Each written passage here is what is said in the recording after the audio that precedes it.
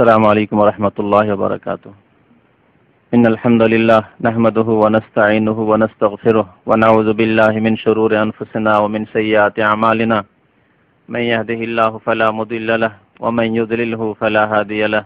وأشهد أن لا إله إلا الله وحده لا شريك له وأشهد أن محمدا عبده ورسوله صلى الله تعالى عليه وعلى آله وصحبه وسلم تسليما كثيرا. أما بعد، فإن خير الحديث كتاب الله وخير الهدي هدي محمد صلى الله عليه وسلم وشر الأمور محدثاتها وكل محدثة بدعة وكل بدعة ضلالة وكل ضلالة في النار. أما بعد، فأعوذ بالله من الشيطان الرجيم. بسم الله الرحمن الرحيم. يا أيها الذين آمنوا إذا نودي للصلاة من يوم الجمعة فاسعوا إلى ذكر الله وذروا البيع ذلكم خير لكم إن كنتم تعلمون. فإذا قضيت الصلاة فانتشروا في الأرض وابتغوا من فضل الله واذكروا الله كثيرا لعلكم تفلحون. মহান আল্লাহর সমস্ত প্রশংসা, যে আল্লাহ আমাদেরকে সৃষ্টি করেছেন, আমাদেরকে হিদায়াত দান করেছেন, আমাদেরকে সৎ কাজের তৌফিক দান করেছেন, আমাদেরকে অসৎ কাজ থেকে বাঁচিয়ে রেখেছেন। আল্লাহ আমাদেরকে মুমিন মুসলিম হওয়ার তৌফিক দান করেছেন। যে আল্লাহ আমাদেরকে বিভিন্ন প্রকারের ইবাদত বন্দেগীর মাধ্যমে তার সন্তুষ্টি অর্জন করার সুযোগ দান করেছেন। দরুদ ও সালাম নাযিল হোক আমাদের প্রিয় নবী, শেষ নবী মুহাম্মদুর রাসূলুল্লাহ সাল্লাল্লাহু আলাইহি সাল্লামের উপর, যিনি মহান আল্লাহর সুন্দরভাবে ইবাদত নিজে করেছেন এবং মানব জাতিকে মহান আল্লাহর ইবাদতের তরিকা শিখিয়েছেন। আল্লাহুম্মা সাল্লি আলাইহি আল্লাহুম্মা বারিক আলাইহি। রমজান মাস শেষ হয়েছে। অনেক মানুষ মনে করে থাকে যে রমজান মাস শুধু ইবাদত বন্দেগীর মাস, নেকির কাজের মাস। আর রমজান মাস শেষ হলে তাদের আমল, তাদের ভালো কাজকর্ম, নেকির কাজ কমে যায়। ফরজ না ছুটে গেলেও অনেকের তো ফরজও ছুটে যায়, ফরজ নামাজ আরো আল্লাহ রাব্বুল আলামিন যা ফরজ করেছেন তা ছেড়ে দেয়। কিন্তু অনেকে আছেন যে ফরজ না ছাড়লেও নফল কাজের ক্ষেত্রে, ভালো কাজগুলির ক্ষেত্রে অলস হয়ে পড়ে। মনে করে যে ভালো কাজ, বেশি বেশি নেকির কাজ, বেশি বেশি নফল কাজ করা, সাদকা খেরাত করা, যেমন কোরআন তেলাওয়াত করা, বেশি বেশি আল্লাহ রাব্বুল আলামিনের জিকির আজকার করা, আল্লাহকে স্মরণ করা, দিনের কাজ করা, এসব রমজান মাসে সীমিত। কথায় না বললেও কাজে কর্মে অনেকের প্রমাণ হয়ে যায়। গুনাহ থেকে সর্বদাই বেঁচে থাকা ফরজ, কিন্তু অনেকে মনে করে থাকেন যে রোজা রমজানের মাস, গুনাহ করা যাবে না। যারা আল্লাহকে ভয় করেন, কিন্তু রমজান মাসে ভয় করেন, কিন্তু অন্য মাসে আবার গুনাহর দিকে ফিরে আসেন। তো এই ধরনের ভুল ধারণা অনেকের রয়েছে। অথচ আল্লাহ রাব্বুল আলামিন যেমন সবার মাবুদ, সব সময়ের মাবুদ, সব স্থানের মাবুদ, সব কিছুর মাবুদ, আল্লাহ রাব্বুল আলামিনের ইবাদত সর্বদাই হইতে হবে। ওয়াবুদ রাব্বাকা হাত্তা ইয়াতিয়াকাল ইয়াকিন। নবী করিম সাল্লাল্লাহু আলাইহি সাল্লামকে মহান আল্লাহ সম্বোধন করে বলছেন যে, হে নবী, তুমি তোমার পালনকর্তা রবের ইবাদত করো তোমার মরণ আসা পর্যন্ত, তোমার নিকট মৃত্যু আসা পর্যন্ত তোমার রবের ইবাদত করতে থাকো।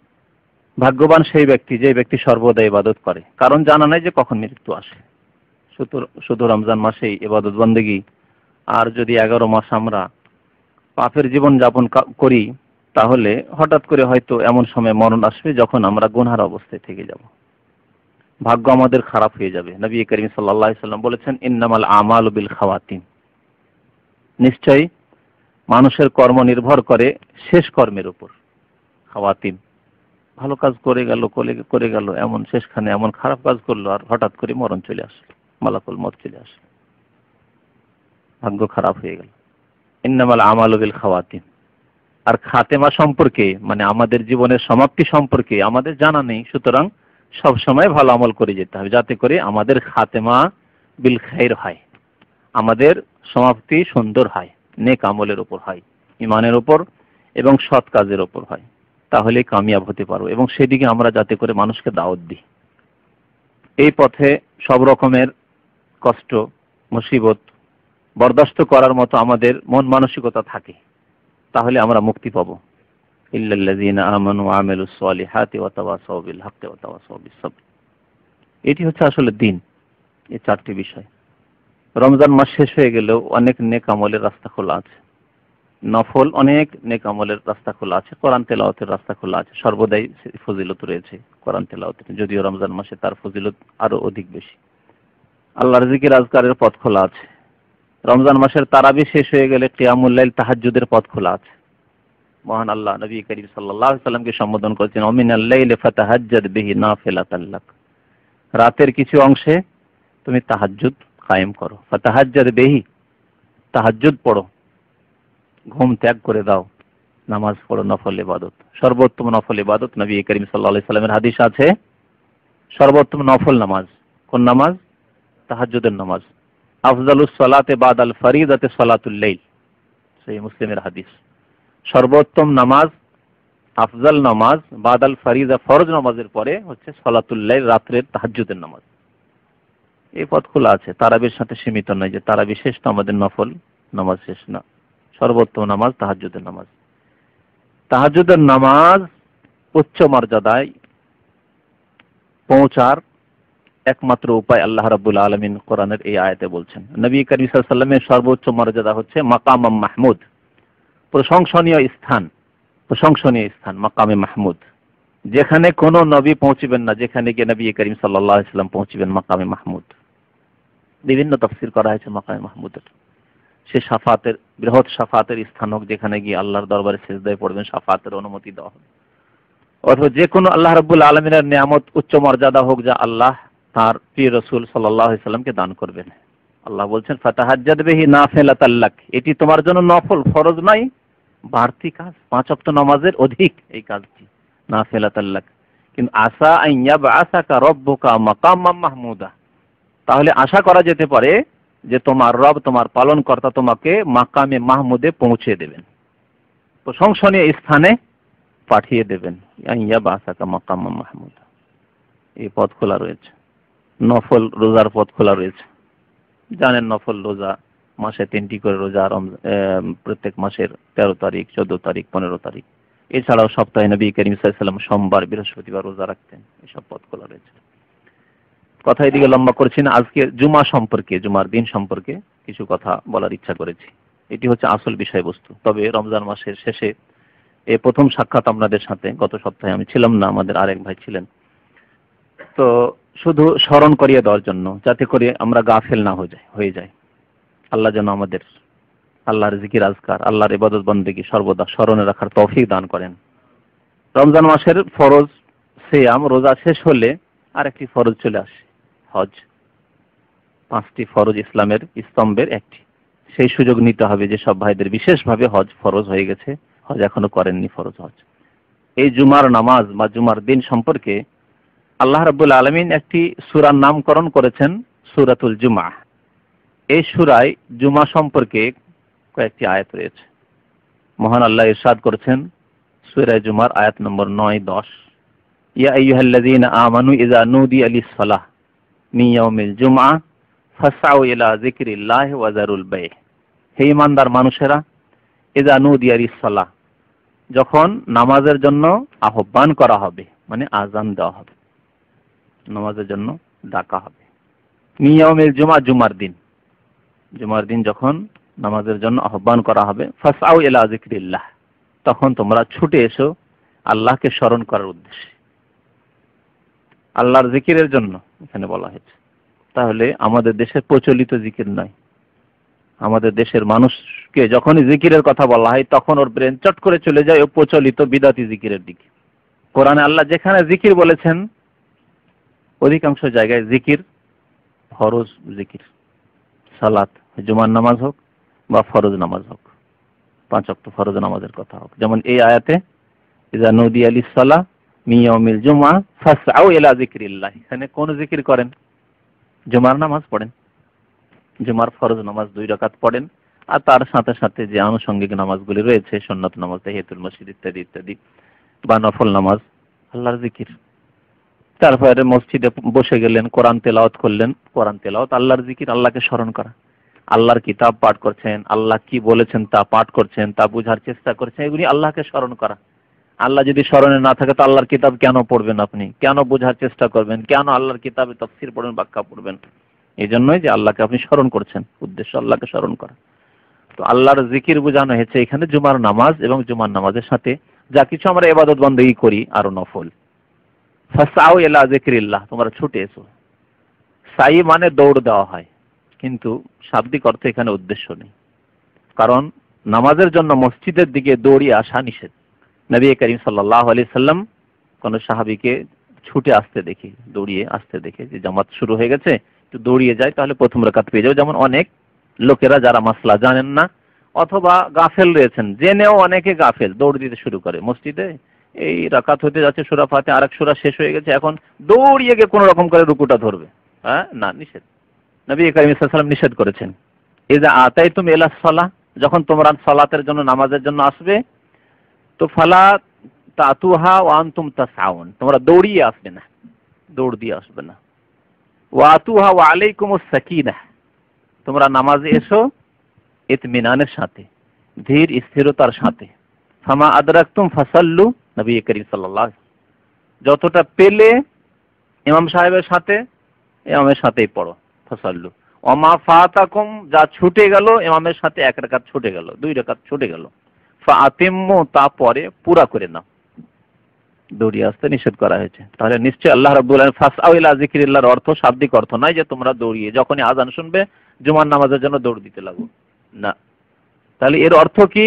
এর হচ্ছে অর্থ মনের দিক থেকে ঝাঁপিয়ে পড়া, হ্যাঁ, দেহের দিক দিয়ে ঝাঁপিয়ে পড়া নয়, মানে দৌড় দেওয়া নয়, অন্তরের ঝাঁপ দেওয়া, অন্তর ধাবিত হওয়া মসজিদের দিকে। আযান হচ্ছে ধাবিত হতে হবে মসজিদের দিকে। এবং মানসিক দিক থেকে প্রস্তুতি নেওয়া, যে আমাকে জুমার জন্য প্রস্তুতি নিতে হবে। জুমার পূর্বে যেসব কাজ রয়েছে, গোসল করা, পরিষ্কার পরিচ্ছন্ন হওয়া, ভালো লেবাস পোশাক পরা, আতর লাগিয়ে নেওয়া, মিসওয়াক করা, ইত্যাদি ইত্যাদি যেসব প্রস্তুতি প্রয়োজন জুমার জন্য, সেগুলোর জন্য ফাসআউ, তৈরি হয়ে যাও। ফাসআউ ইলা যিকরিল্লাহ ওয়াজারুল বাই, এবং ব্যবসা ছেড়ে দাও। কেনা বেচায় যদি ব্যস্ত থাকো তাহলে ছেড়ে দাও।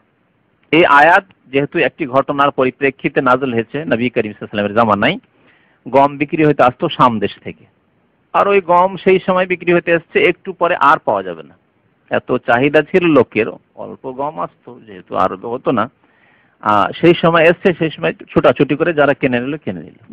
এতে ব্যস্ত থেকে গেছিলেন সাহাবায়ে কেরামরা। আল্লাহ রাব্বুল আলামিন এই আয়াত নাযিল করেছিলেন, বা জুমার অনেকে উপস্থিত হয়েছিলেন আর খবর পেয়েছেন, দৌড় দিয়েছিলেন যে না হলে তার পাবো না। অনেকে মুনাফিকরা কিনে নেবে, কাফের আছে, বেধর্মী আছে, ওরা কিনে নেবে, ইহুদিরা কিনে নেবে, আমরা পাবো না, না খেয়ে থাকতে হবে, শুধু খেজুর আর পানি, খেজুর আর পানি, মাঝে মধ্যে তো একটু রুটির প্রয়োজন রয়েছে। তো এই খেয়াল করে অনেকে দৌড় দিয়েছিলেন। আল্লাহ রাব্বুল আলামিন এই আয়াত নাযিল করলেন, ওয়াজারুল বাই, ব্যবসা ছেড়ে দাও, আযান হলে ব্যবসা ছেড়ে দাও। তাহলে বোঝা যাচ্ছে যে আযান হলে দুনিয়ার কাজকর্ম ছেড়ে দিতে হবে, এটি হচ্ছে কোরআনের আদেশ। যারা ব্যবসায়ী, ব্যবসা ছেড়ে দিই। তাহলে আযানের পরে, জুমার দিনে আযানের পরে দোকানপাট খোলা থাকা, মুসলিম দেশের মার্কেট বাজার খোলা থাকা হারাম, জায়েজ নয়। আল্লাহ নিষেধ, ওয়াজারু, ছেড়ে দাও, আদেশ, আদেশ পালন করা ফরজ। বিশেষ করে কোনো ইশারা ইঙ্গিত নেই যে এই আদেশটি মানে ইখতিয়ারি, করলেও চলে না করলেও চলে, এরকম কিছু নেই, তাই না? এই ক্ষেত্রে কোরআন এবং হাদিসের, আল্লাহ এবং রাসূলের যদি আদেশ হয় এবং এমন কোনো ইশারা ইঙ্গিত নেই যে এই ক্ষেত্রে তোমার ইখতিয়ার আছে, না করলেও চলে বা করাটা উত্তম, এরকম কোনো প্রমাণ নেই, তাহলে ফরজ এটি।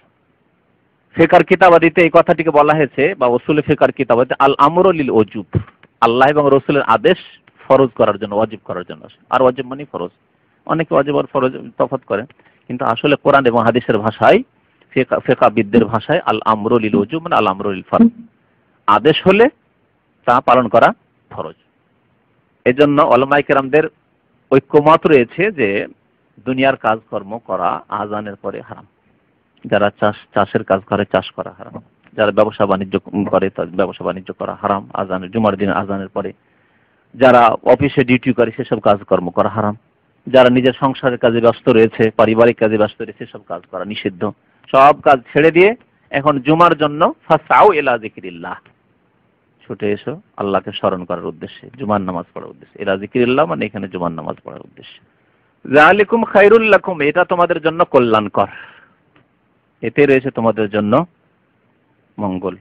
ইন কুনতুম তা'লামুন, তোমরা যদি জানতে, পরলৌকিক নিয়ামতের কথা জানতে। আল্লাহর কাছে যে তোমাদের প্রতিদান রয়েছে নেক কাজের, জুমার নামাজের, নামাজে আগে ভাগে উপস্থিতির, এটা যদি জানতে, যালিকুম খায়রুল লাকুম ইন কুনতুম তা'লামুন। এই অবস্থা জানো না।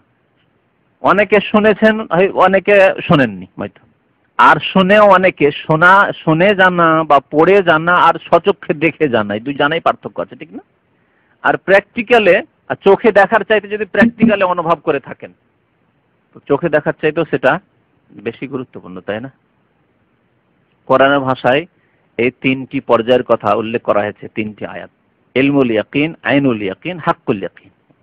ইলমুল ইয়াকিন মানে অকট্ট জ্ঞান আছে, কিন্তু জ্ঞান, ইলম নলেজ আছে শুধু। আইনুল ইয়াকিন চোখে দেখে জ্ঞান হয়েছে, আপনার জ্ঞান আছে কিন্তু চোখে দেখে। আর হাক্কুল ইয়াকিন মানে বাস্তবে পরীক্ষা করে, স্পর্শ করে হোক বা স্বাদ গ্রহণের মাধ্যমে হোক বা যে কোনো ভাবে হোক না কেন, হাক্কুল ইয়াকিন বাস্তব ইয়াকিন। তো বাস্তব ইয়াকিন যদি থাকতো, মানে জাহান্নামে যে কি শাস্তি হয় ওটা যদি বাস্তবে জানা থাকতো, কি শাস্তি, আর জান্নাতের যে কি নিয়ামত যদি বাস্তব ইলম থাকতো। ইলমুল ইয়াকিন আছে, আইনুল ইয়াকিনও নেই, চোখেও দেখিনি জান্নাত জাহান্নাম। মালা আইনুর রাত, নবী কেন চোখে, কোনো চোখে দেখেনি, তাই আইনুল ইয়াকিনও নেই, শুধু ইলমুল ইয়াকিন আছে। আর অনেকের ইয়াকিনও নেই, যার ফলে নামাজও পড়ে না। অনেকের ইয়াকিনও নেই, বিশ্বাস নেই, যার ফলে জুমাও পড়ে না। আর জুমা পড়লেই যে মুক্তি হবে তা নয়, আল্লাহ যা ফরজ করেছেন তা পালন করতে হবে। আল্লাহ জুমার সাথে সাথে 5 ওয়াক্ত নামাজও ফরজ করেন। তো আল্লাহ বলছেন ইন কুনতুম তা'লামুন, তোমাদের যদি ওই রকম জ্ঞান থাকতো তাহলে এটি তোমাদের জন্য মঙ্গল, এটা তোমরা উপলব্ধি করতে এবং এর জন্য সচেষ্ট হতে। তারপরে জুমার নামাজ হয়ে গেল, মসজিদে বসে থাকার প্রয়োজন নেই। ফাইজা কুদিয়াতিস সালাতু ফান্তাশিরু ফিল আরদ, যখন নামাজ হয়ে গেল, সম্পূর্ণ হয়ে গেছে জুমার নামাজ, ফান্তাশিরু ফিল আরদ, পৃথিবীতে ছড়িয়ে পড়ো। ওয়াবতাগু মিন ফাযলিল্লাহ, আল্লাহর যে অনুগ্রহ রয়েছে, তোমাদের রুজি রিজিক রয়েছে, উপজীবিকা রয়েছে, তা সন্ধান করো। আল্লাহ এখানে আদেশ করেছেন যে পৃথিবীতে তোমার যে অংশ আছে সেই অংশ তুমি এখন সন্ধান করো। প্রত্যেককে আল্লাহ পৃথিবীতে রিজিকের অংশ দান করেছেন, সেই অংশ নিজে থেকে সন্ধান করে নিতে হবে, সে রোজগার করে নিতে হবে, তার জন্য পরিশ্রম করতে হবে, তার জন্য মেহনত করতে হবে, হালাল উপায়, সৎ উপায়। আল্লাহ কোরআন আরো বলেন ওয়ালা তানসা নাসিবাকা মিনাদ দুনিয়া, পৃথিবীতে যে তোমার অংশ আছে তা ভুলে যেও না, ভুলে যেও না, সেই অংশ নাও। কিন্তু ওয়া আহসান কামা আহসানাল্লাহু ইলাইক, যেমন আল্লাহ তোমার উপর ইহসান করেছেন যে তোমাকে ভালো অংশ দিয়েছেন, তেমন সেই অংশ থেকে গরিব দরিদ্র যারা তোমার চাইতেও দরিদ্র রয়েছে, অভাবী রয়েছে, যাদের কাছে এই অংশটুকু নেই, তার উপর ইহসান করো যেমন আল্লাহ তোমাকে দান করেছেন। ফাইজা কুদিয়াতিস সালাতু ফান্তাশিরু ফিল আরদি ওয়াবতাগু মিন ফাদলিল্লাহ ওয়াজকুরুল্লাহ কাসীরা। পৃথিবীতে মানুষ যখন রুজি রোজগারে মেতে উঠে তখন অনেকে দুনিয়ামুখী হয়ে যায়, এমন দুনিয়ামুখী হয়ে যায় যে আল্লাহকে ভুলে যায়, আল্লাহর আদেশ নিষেধ ভুলে যায়, হালাল হারাম বৈধ অবৈধ ভুলে যায়, নেকি আর গুনাহের এই পার্থক্য ভুলে যায়। তখন হারাম খেতে শুরু করে, হারাম উপার্জন করতে শুরু করে, হারাম কাজকর্ম করতে শুরু করে, অন্যায় করতে শুরু করে, সীমা লঙ্ঘন করে। তাই আল্লাহ স্মরণ করিয়ে দিয়েছেন যে আল্লাহর রুজি সন্ধান করো, কিন্তু তার সাথে সাথে ওয়াজকুরুল্লাহ কাসীরা, শুধু ওই জিকরুল্লাহ মসজিদে নেই যে জুমার নামাজ পড়লে বাস হয়ে গেল না, কি করতে হবে? পৃথিবীতে রুজি সন্ধানের সাথে সাথে ওয়াজকুরুল্লাহ কাসীরা, বেশি বেশি আল্লাহকে স্মরণ করো। যত বেশি আল্লাহকে স্মরণ করবে তত বেশি পাপমুক্ত জীবন যাপন করতে পারবে। উলামায়ে কেরামরা লিখেছেন যে মানুষের উপদেশ দানকারী পৃথিবীতে অনেক আছে, নেই? আপনাকে উপদেশ দেয় আপনার যে আলেম বা আপনার চাইতে ভালো মানুষ আপনার সাথে থাকে সংস্পর্শে, সে আপনাকে উপদেশ দেয়, ভালো কথা বলে, আপনাকে উপদেশ দেয়, আমাকে উপদেশ দেন আব্বা আম্মা, স্ত্রীকে স্বামী উপদেশ দিচ্ছে, হয়তো ছেলে মেয়েদেরকে তার বাবা উপদেশ দিচ্ছে, কথায় একে অপরকে উপদেশ দেয়, অনেক উপদেশ দেয়।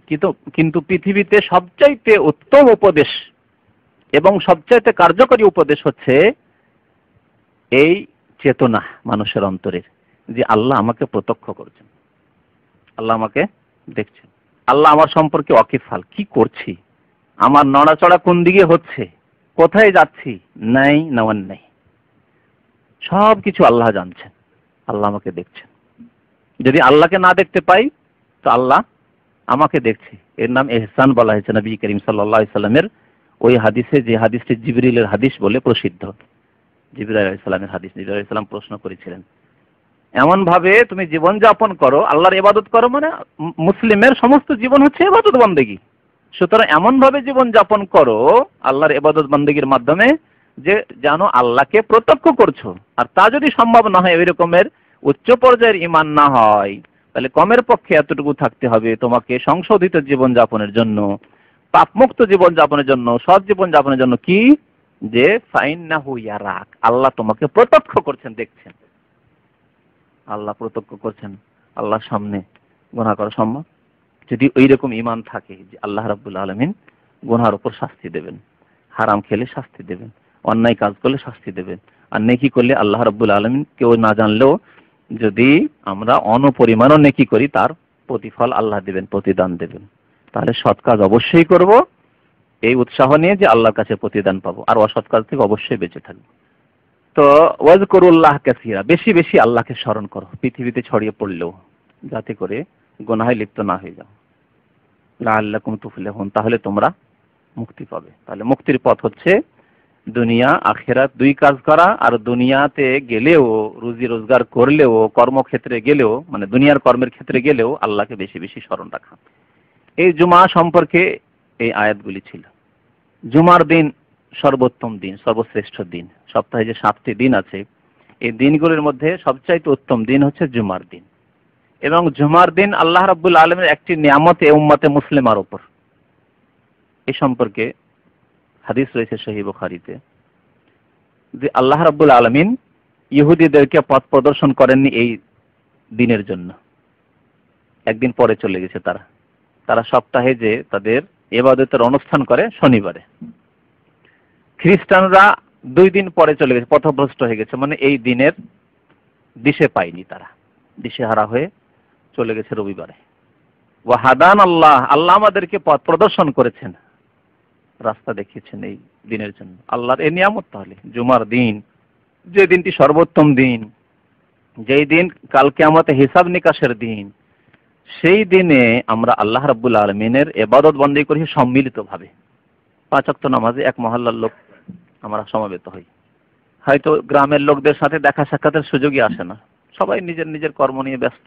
আপনার আপন আত্মীয় স্বজন হইলেও অনেক সময় দেখার সুযোগ পাওয়া যায় না। আপনি যখন ডিউটি করেন তখন সে বাড়িতে থাকে, আর সে যখন বাড়িতে থাকে, সে যখন ডিউটি করে তখন আপনি বাড়িতে থাকেন, দেখা সাক্ষাৎ হয় না। হয়তো তো মহল্লার লোকদের সাথে 5 ওয়াক্ত দেখা হয়ে গেল, তার জন্য দেখা সাক্ষাতের জন্য অ্যাপয়েন্টমেন্ট নেওয়ার প্রয়োজন নেই, সময় নেওয়ার প্রয়োজন নেই যে ভাই আপনার সাথে দেখা করতে হবে, মুসলিম ভাই আপনার হক আছে, আত্মীয় আপনার হক আছে, কিন্তু দেখাই পাচ্ছি না। তার বাড়ি না গেলেও মসজিদে দেখা সাক্ষাৎ হয়ে যাচ্ছে, অন্তর পরিষ্কার হয়ে যাচ্ছে।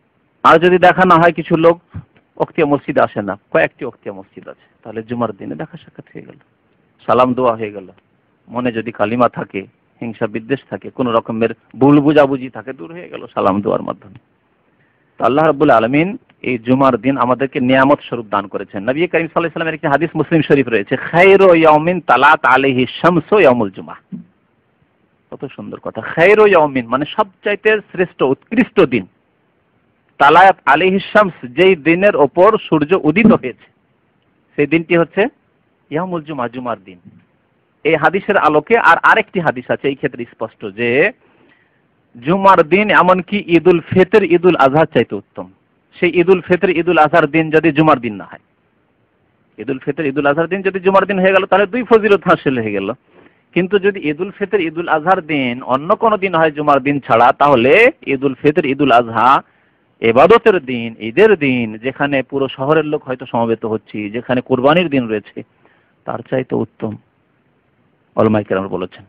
কারণ এই হাদিস খায়রু ইয়াউমিন, সর্বোত্তম দিন, তালাত আলাইহি শামস যেই দিনের উপর সূর্য তরু হয়েছে, উদিত হয়েছে, ইয়াউমুল জুমআহ।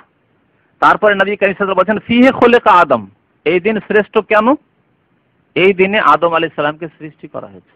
আদম আলাইহিস সালাম সৃষ্টি না হলে ফেরেশতারা যেমন বাধা দিয়েছিল, তাদের অতটুকু মানে বুঝার ক্ষমতা ছিল, যে বুঝেছিল যে না, এই জাতি আসলে আবার ফিতনা ফাসাদ সৃষ্টি হবে। কেন? ফেরেশতারা দেখেছিলেন যে জিনেরা আল্লাহ সৃষ্টি করলেন, জিনেরা আপোষে কলহ করে, বিবাদ করে, লড়াই করে, মারকাট করে, জিনদের মতো এরাও হবে, এরাও ওই রকমই গুনাহ করবে, পাপ করবে, মারামারি করবে, ফিতনা ফাসাদ করবে, শিরক করবে, কুফরি করবে। তো ফেরেশতারা বললেন যে আল্লাহ কি দরকার, তোমার যদি ইবাদতের প্রয়োজন হয় তা আমরা তো আছি। আতাজালু ফিহা মান ইফসিদু ফিহা ওয়া ইয়াসফিকু ফিহা দিমা ওয়া নাহনু নুসাব্বিহু বিহামদিক ওয়া নুকদ্দিসু লাক ক্বালা ইন্নী আ'লামু মা লা তা'লামুন। আল্লাহ তাজালু ফিহা মান ইউফসিদু ফিহা, এমন জাতিকে সৃষ্টি করবে কি প্রয়োজন আছে? এই জাতীয় তো ওই জিনদের মতোই হবে। মান ইউফসিদু ফিহা, যারা ফাসাদ সৃষ্টি করবে, ফিতনা ফাসাদ, লড়াই মারামারি এসব করবে, বিপর্যয় সৃষ্টি করবে পৃথিবীতে। ওয়াসফিকুদ দিমা, খুন করবে এক অপরকে। সত্যি অনেকে খুন করছে, প্রতিদিন খুন হচ্ছে, পত্র পত্রিকা পড়ে দেখেন। ওয়াসফিকুদ দিমা ওয়া নাহনু নুসাব্বিহু বিহামদিক, আল্লাহ তোমার তসবিহ পাঠ, তোমার পবিত্রতা ঘোষণা তো আমরা করছি। ওয়া নুকাদ্দিসু লাক, হে আল্লাহ তোমার পবিত্রতা আর তোমার গুণগান আমরা করছি। আল্লাহ বললেন কাল ইন্নী আ'লামু মা লা তা'লামুন, আমি এমন কিছু জানি যা তোমরা জানো না। তোমরা সৃষ্টি, ফেরেশতা হলেও মালায়েকা হলেও তোমরা মাখলুক সৃষ্টি, সুতরাং তোমাদের ইলম, তোমাদের জ্ঞান সীমিত। ফিহা খুলিকা আদম, আদম আলাইহিস সালাম সৃষ্টি না হলে এত সুন্দরভাবে পৃথিবী আবাদ হতো না, আমরা পৃথিবীতে আসতাম না। আর পৃথিবীর সবচাইতে উত্তম নিয়ামত, সবচাইতে ভালো ভালো জিনিসগুলি এই মানব জাতির জন্য। মানুষ সবচাইতে ভালো ভালো জিনিসগুলি ব্যবহার করে, আর বাকি অন্য অন্য জিনিসগুলি অন্যরা ব্যবহার করে। ফিহা খুলিকা আদম ওয়া ফিহা উদখিলাল জান্নাহ, আর এই জুমার দিনে আদম আলাইহিস সালামকে জান্নাতে প্রবেশ করানো হয়েছিল, জান্নাত দেওয়া হয়েছিল। ওয়া ফিহা উখরিজা মিনহা, আর এই জুমার দিনে তাকে জান্নাত থেকে বের করা হয়েছিল। জান্নাত থেকে বের না করা হলে তো পরীক্ষা হতো না, জান্নাতেই যদি থেকে যেত সবাই। আল্লাহ রাব্বুল আলামিন তো পরীক্ষা করবেন, দুই রকমের শক্তি দিয়েছেন, স্বাধীনতা দিয়েছেন, ভালো মন্দ সব স্বাধীনভাবে আমরা কাজ করতে পারছি। তারপর আল্লাহ রাব্বুল আলামিন জানিয়ে দিয়েছেন, ওই জায়গায় দেখিয়ে দিয়েছেন, আদম আলাইহিস সালামকে দেখিয়ে দিয়েছে যে জান্নাত দেখে নিলে তোমার সন্তানরা যদি ভালো কাজ করে আসে তো আবার এই জান্নাতে ফিরে চলে আসবে, আর যদি ভালো কাজ না করে আসে, তুমি ভুল করার কারণে যেমন জান্নাত থেকে বেরিয়ে গেলে, তখন তারাও বহিষ্কৃত হবে, জান্নাতে আসতে পারবে না, ওই যে জাহান্নাম আছে তাদের। আল্লাহ যেন প্রথমে জান্নাত দেখিয়ে দিয়েছেন আদম আলাইহিস সালামকে, যে এটি হচ্ছে আসল স্থান, মানুষ আমি তোমাদেরকে সম্মানিত করে সৃষ্টি করেছি, সুতরাং আসল স্থান তোমাদের জান্নাত। তবে ব্যতিক্রম যদি তোমরা ঘটাও সেটা তোমাদের ব্যাপার। ভুল যদি তোমরা করো, আদম আলাইহিস সালাম একটি ভুল করার কারণে যেমন জান্নাত থেকে বেরিয়ে যেতে হলো, ওইটা দিয়ে আমাদের শিখিয়ে দেওয়া হয়েছে, ওইরকম যদি তোমরা ভুল করতে থাকো তাহলে জান্নাত পাবে না, জাহান্নামে তোমাদের যেতে হবে।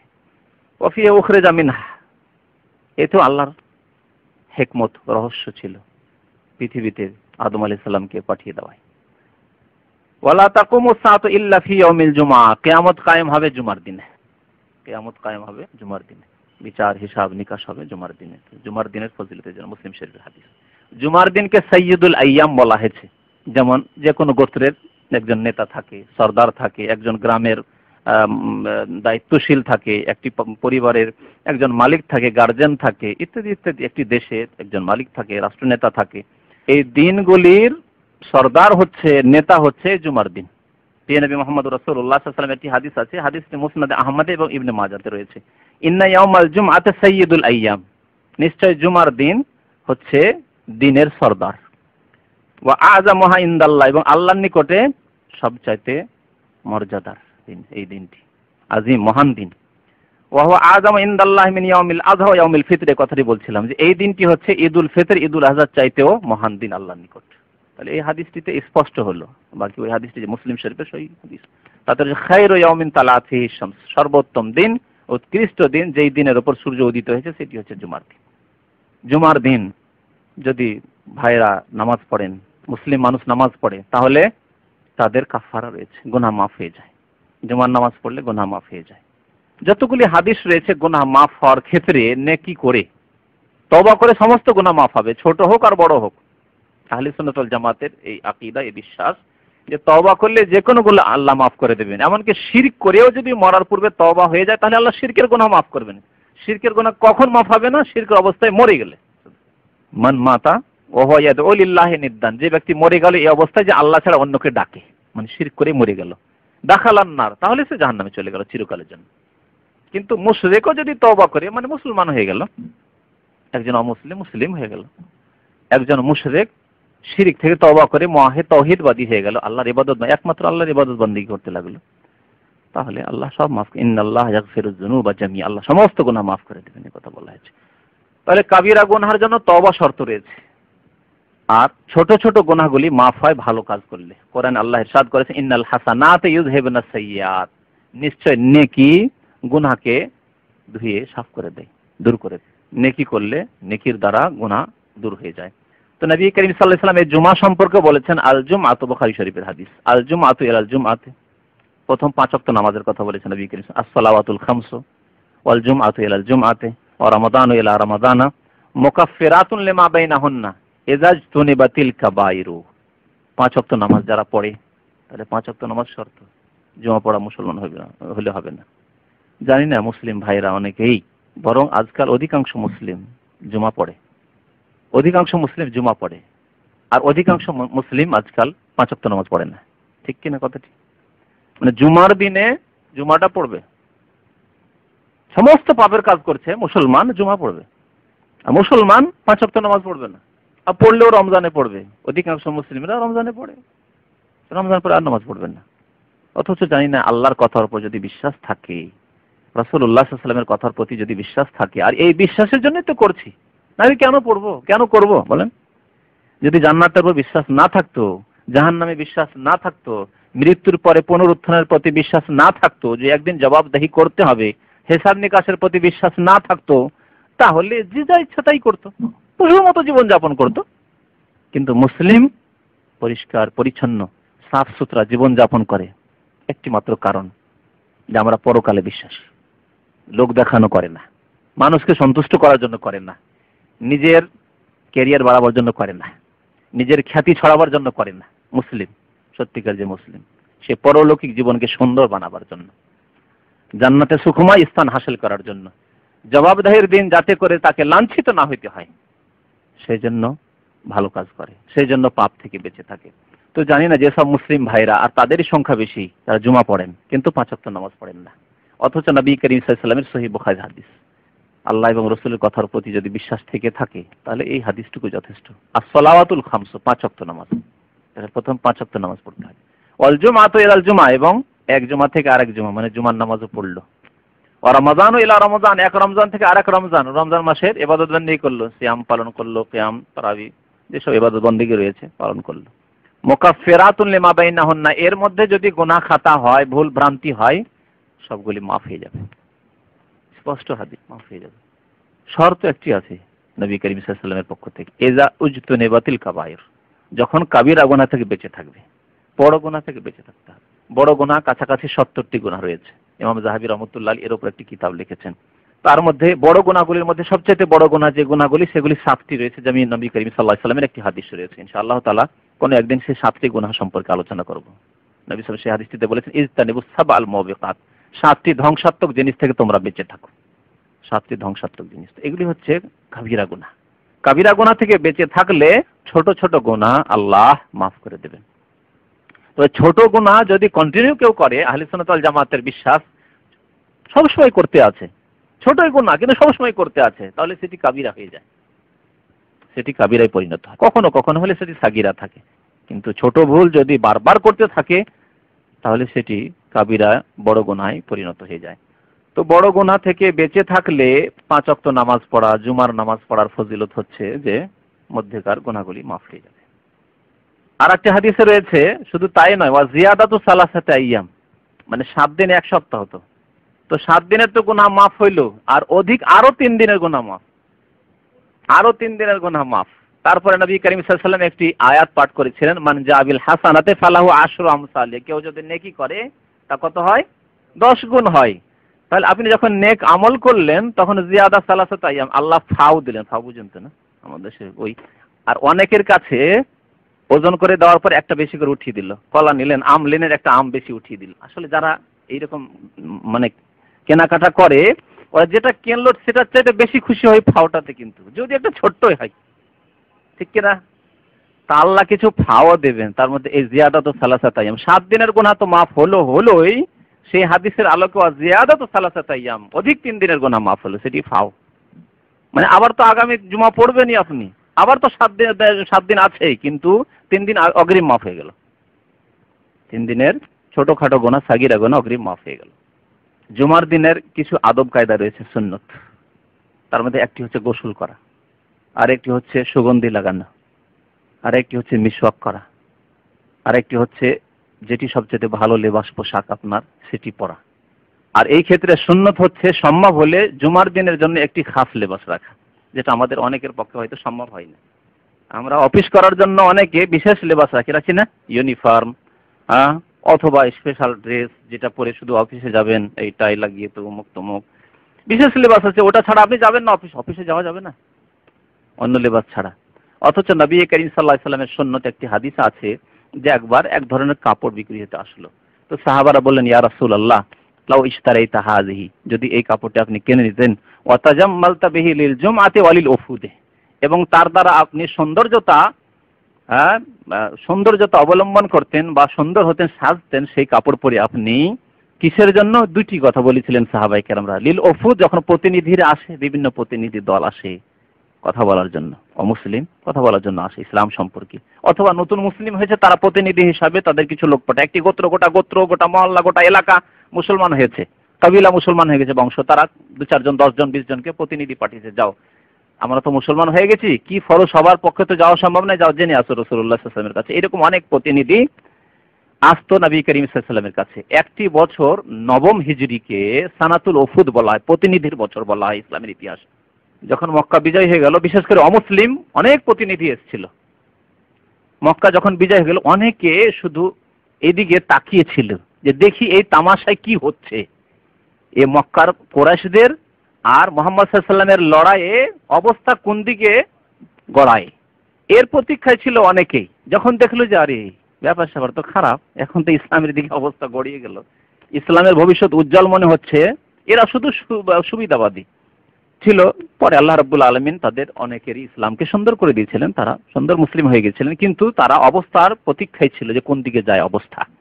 যখন দেখলো যে মক্কা বিজয় হয়ে গেল, আর তো কুফরের কোনো আড্ডাই থাকলো না, তো মক্কায় শেষ, মানে আর আছে কি তাহলে, তখন দলে দলে মুসলমান হওয়া আরম্ভ হলো, দলে দলে প্রতিনিধি পাঠা শুরু হলো। এই বছরটিকে বলা হয় সানাতুল উফুদ, নবম হিজরি।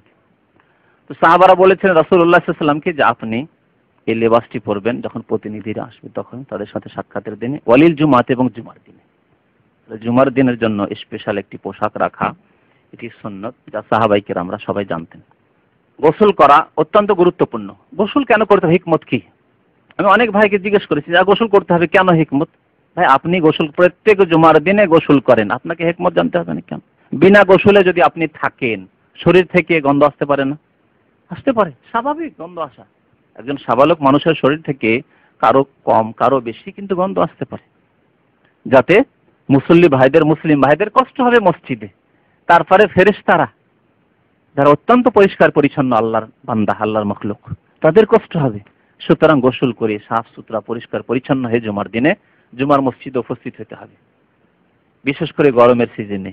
আর বিশেষ করে সেই জামানায় মোটা কাপড় ছিল, গরমের সময় যদি কেউ মোটা কাপড় পরে তাহলে যে ঘাম শরীর হবে, ঘামে 10 মিনিটের মধ্যে আপনার শরীর গন্ধ হয়ে যাবে।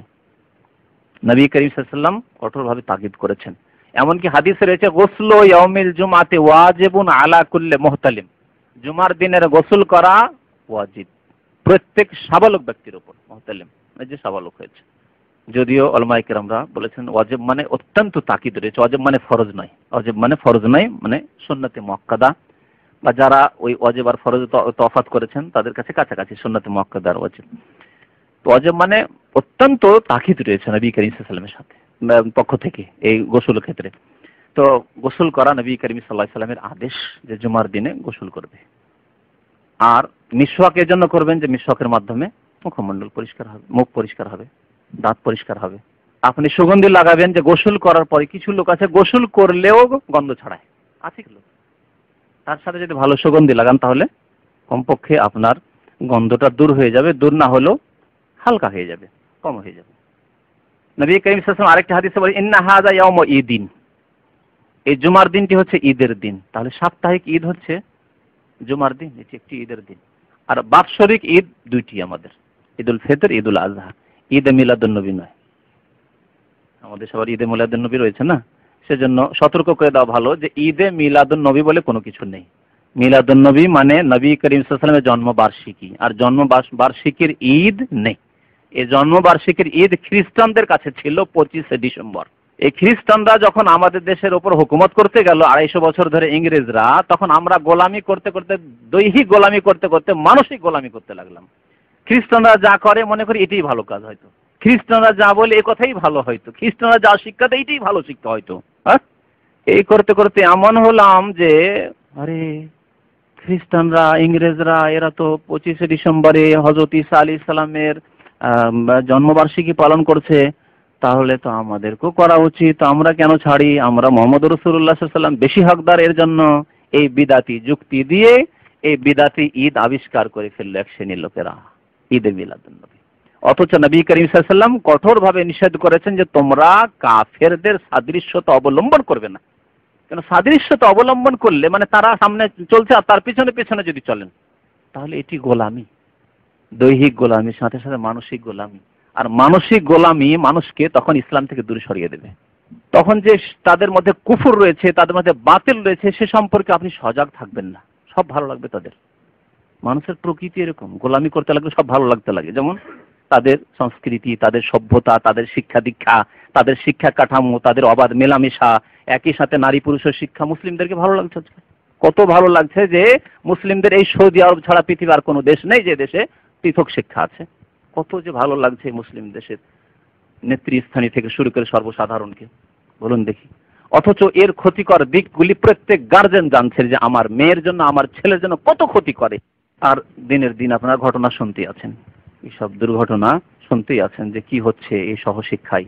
প্রাইমারি থেকে শুরু হয়ে যাচ্ছে, প্রাইমারি থেকে শুরু করে দিচ্ছে আজকালকার ছেলেরা। মাধ্যমিক স্কুলে পৌঁছা তো দূরের কথা, তার আগেই শুরু করে দিচ্ছে ছেলে মেয়ের সাথে ওই অবৈধ সম্পর্ক শুরু হয়ে যাচ্ছে। নবী কারীম সাল্লাল্লাহু আলাইহি ওয়াসাল্লাম বলেছেন ইন্না হাযা ইয়াউমু ঈদ, এটি হচ্ছে আমাদের ঈদের দিন, এই জুমার।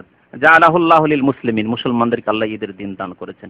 ফামান জাআল জুমাতা ফালিয়াগতাসিল, সুতরাং যে ব্যক্তি জুমার নামাজে আসবে সে যেন গোসল করে। ওয়া ইন কানা তিবুন, যদি তার কাছে আতর থাকে, সুগন্ধি থাকে, ফালিয়ামাসসা মিনহু, তাহলে ব্যবহার করবে। ওয়া আলাইকুম বিসসিওয়াক, এবং তোমরা মিসওয়াক ব্যবহার করবে।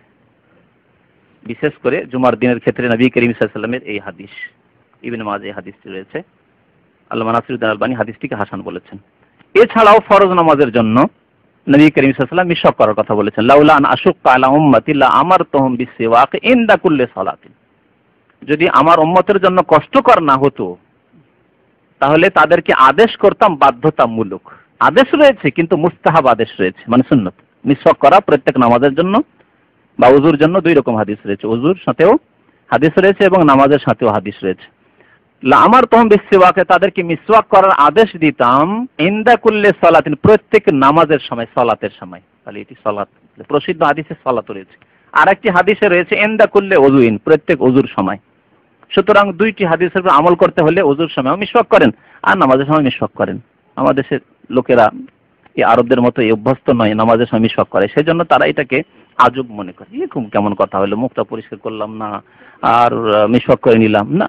নবী সাল্লাল্লাহু আলাইহি ওয়াসাল্লামের আদেশ মিসওয়াক করেন, আদেশ পালন করুন। অনেক ক্ষেত্রে আল্লাহ এবং রাসূলের আদেশ রয়েছে, তার রহস্য এখন পর্যন্ত জানতে পারি না, কিন্তু রহস্য হচ্ছে যে আল্লাহ এবং রাসূলের আদেশ। সবচেয়ে বড় আদেশ পালন, এটি হচ্ছে ইবাদত। ইবাদত এর নাম যে আপনি আল্লাহ এবং রাসূলের আদেশ পালন করবেন। 30টি কেন রোজা রাখবেন, 1 মাস কেন রোজা রাখবেন, এর হিকমত কে বলতে পারবে বলেন? বলবেন যে আল্লাহর আদেশ। 5 ওয়াক্তই কেন নামাজ পড়বেন আপনি, 17 রাকাতই কেন পড়বেন আপনি? বলেন আল্লাহর আদেশ। এটি হচ্ছে ইবাদত, আল্লাহর আদেশ মানা, অমান্য না করা, বাড়তিও না করা, ঘাটতিও না করা, এই হচ্ছে ইবাদত। তো মিসওয়াক সম্পর্কে নবী করিম সাল্লাল্লাহু আলাইহি ওয়াসাল্লামের দুই রকমের হাদিস রয়েছে। আচ্ছা, আমাদের দেশের ভাইরা আসলে একটি মশলায় বিশ্বাসী তো মিসওয়াকের ক্ষেত্রে, যে মিসওয়াক করতে করতে দাঁত দিয়ে যদি একটু রক্ত বেরিয়ে যায় তাহলে তো ওযু নষ্ট হয়ে যাবে। তাহলে কি করে মিসওয়াক করা যায় ওই নামাজের সময়? এই মশলার উত্তর কি দেবেন? আছে উত্তর কিছু আপনাদের কাছে? কি আছে?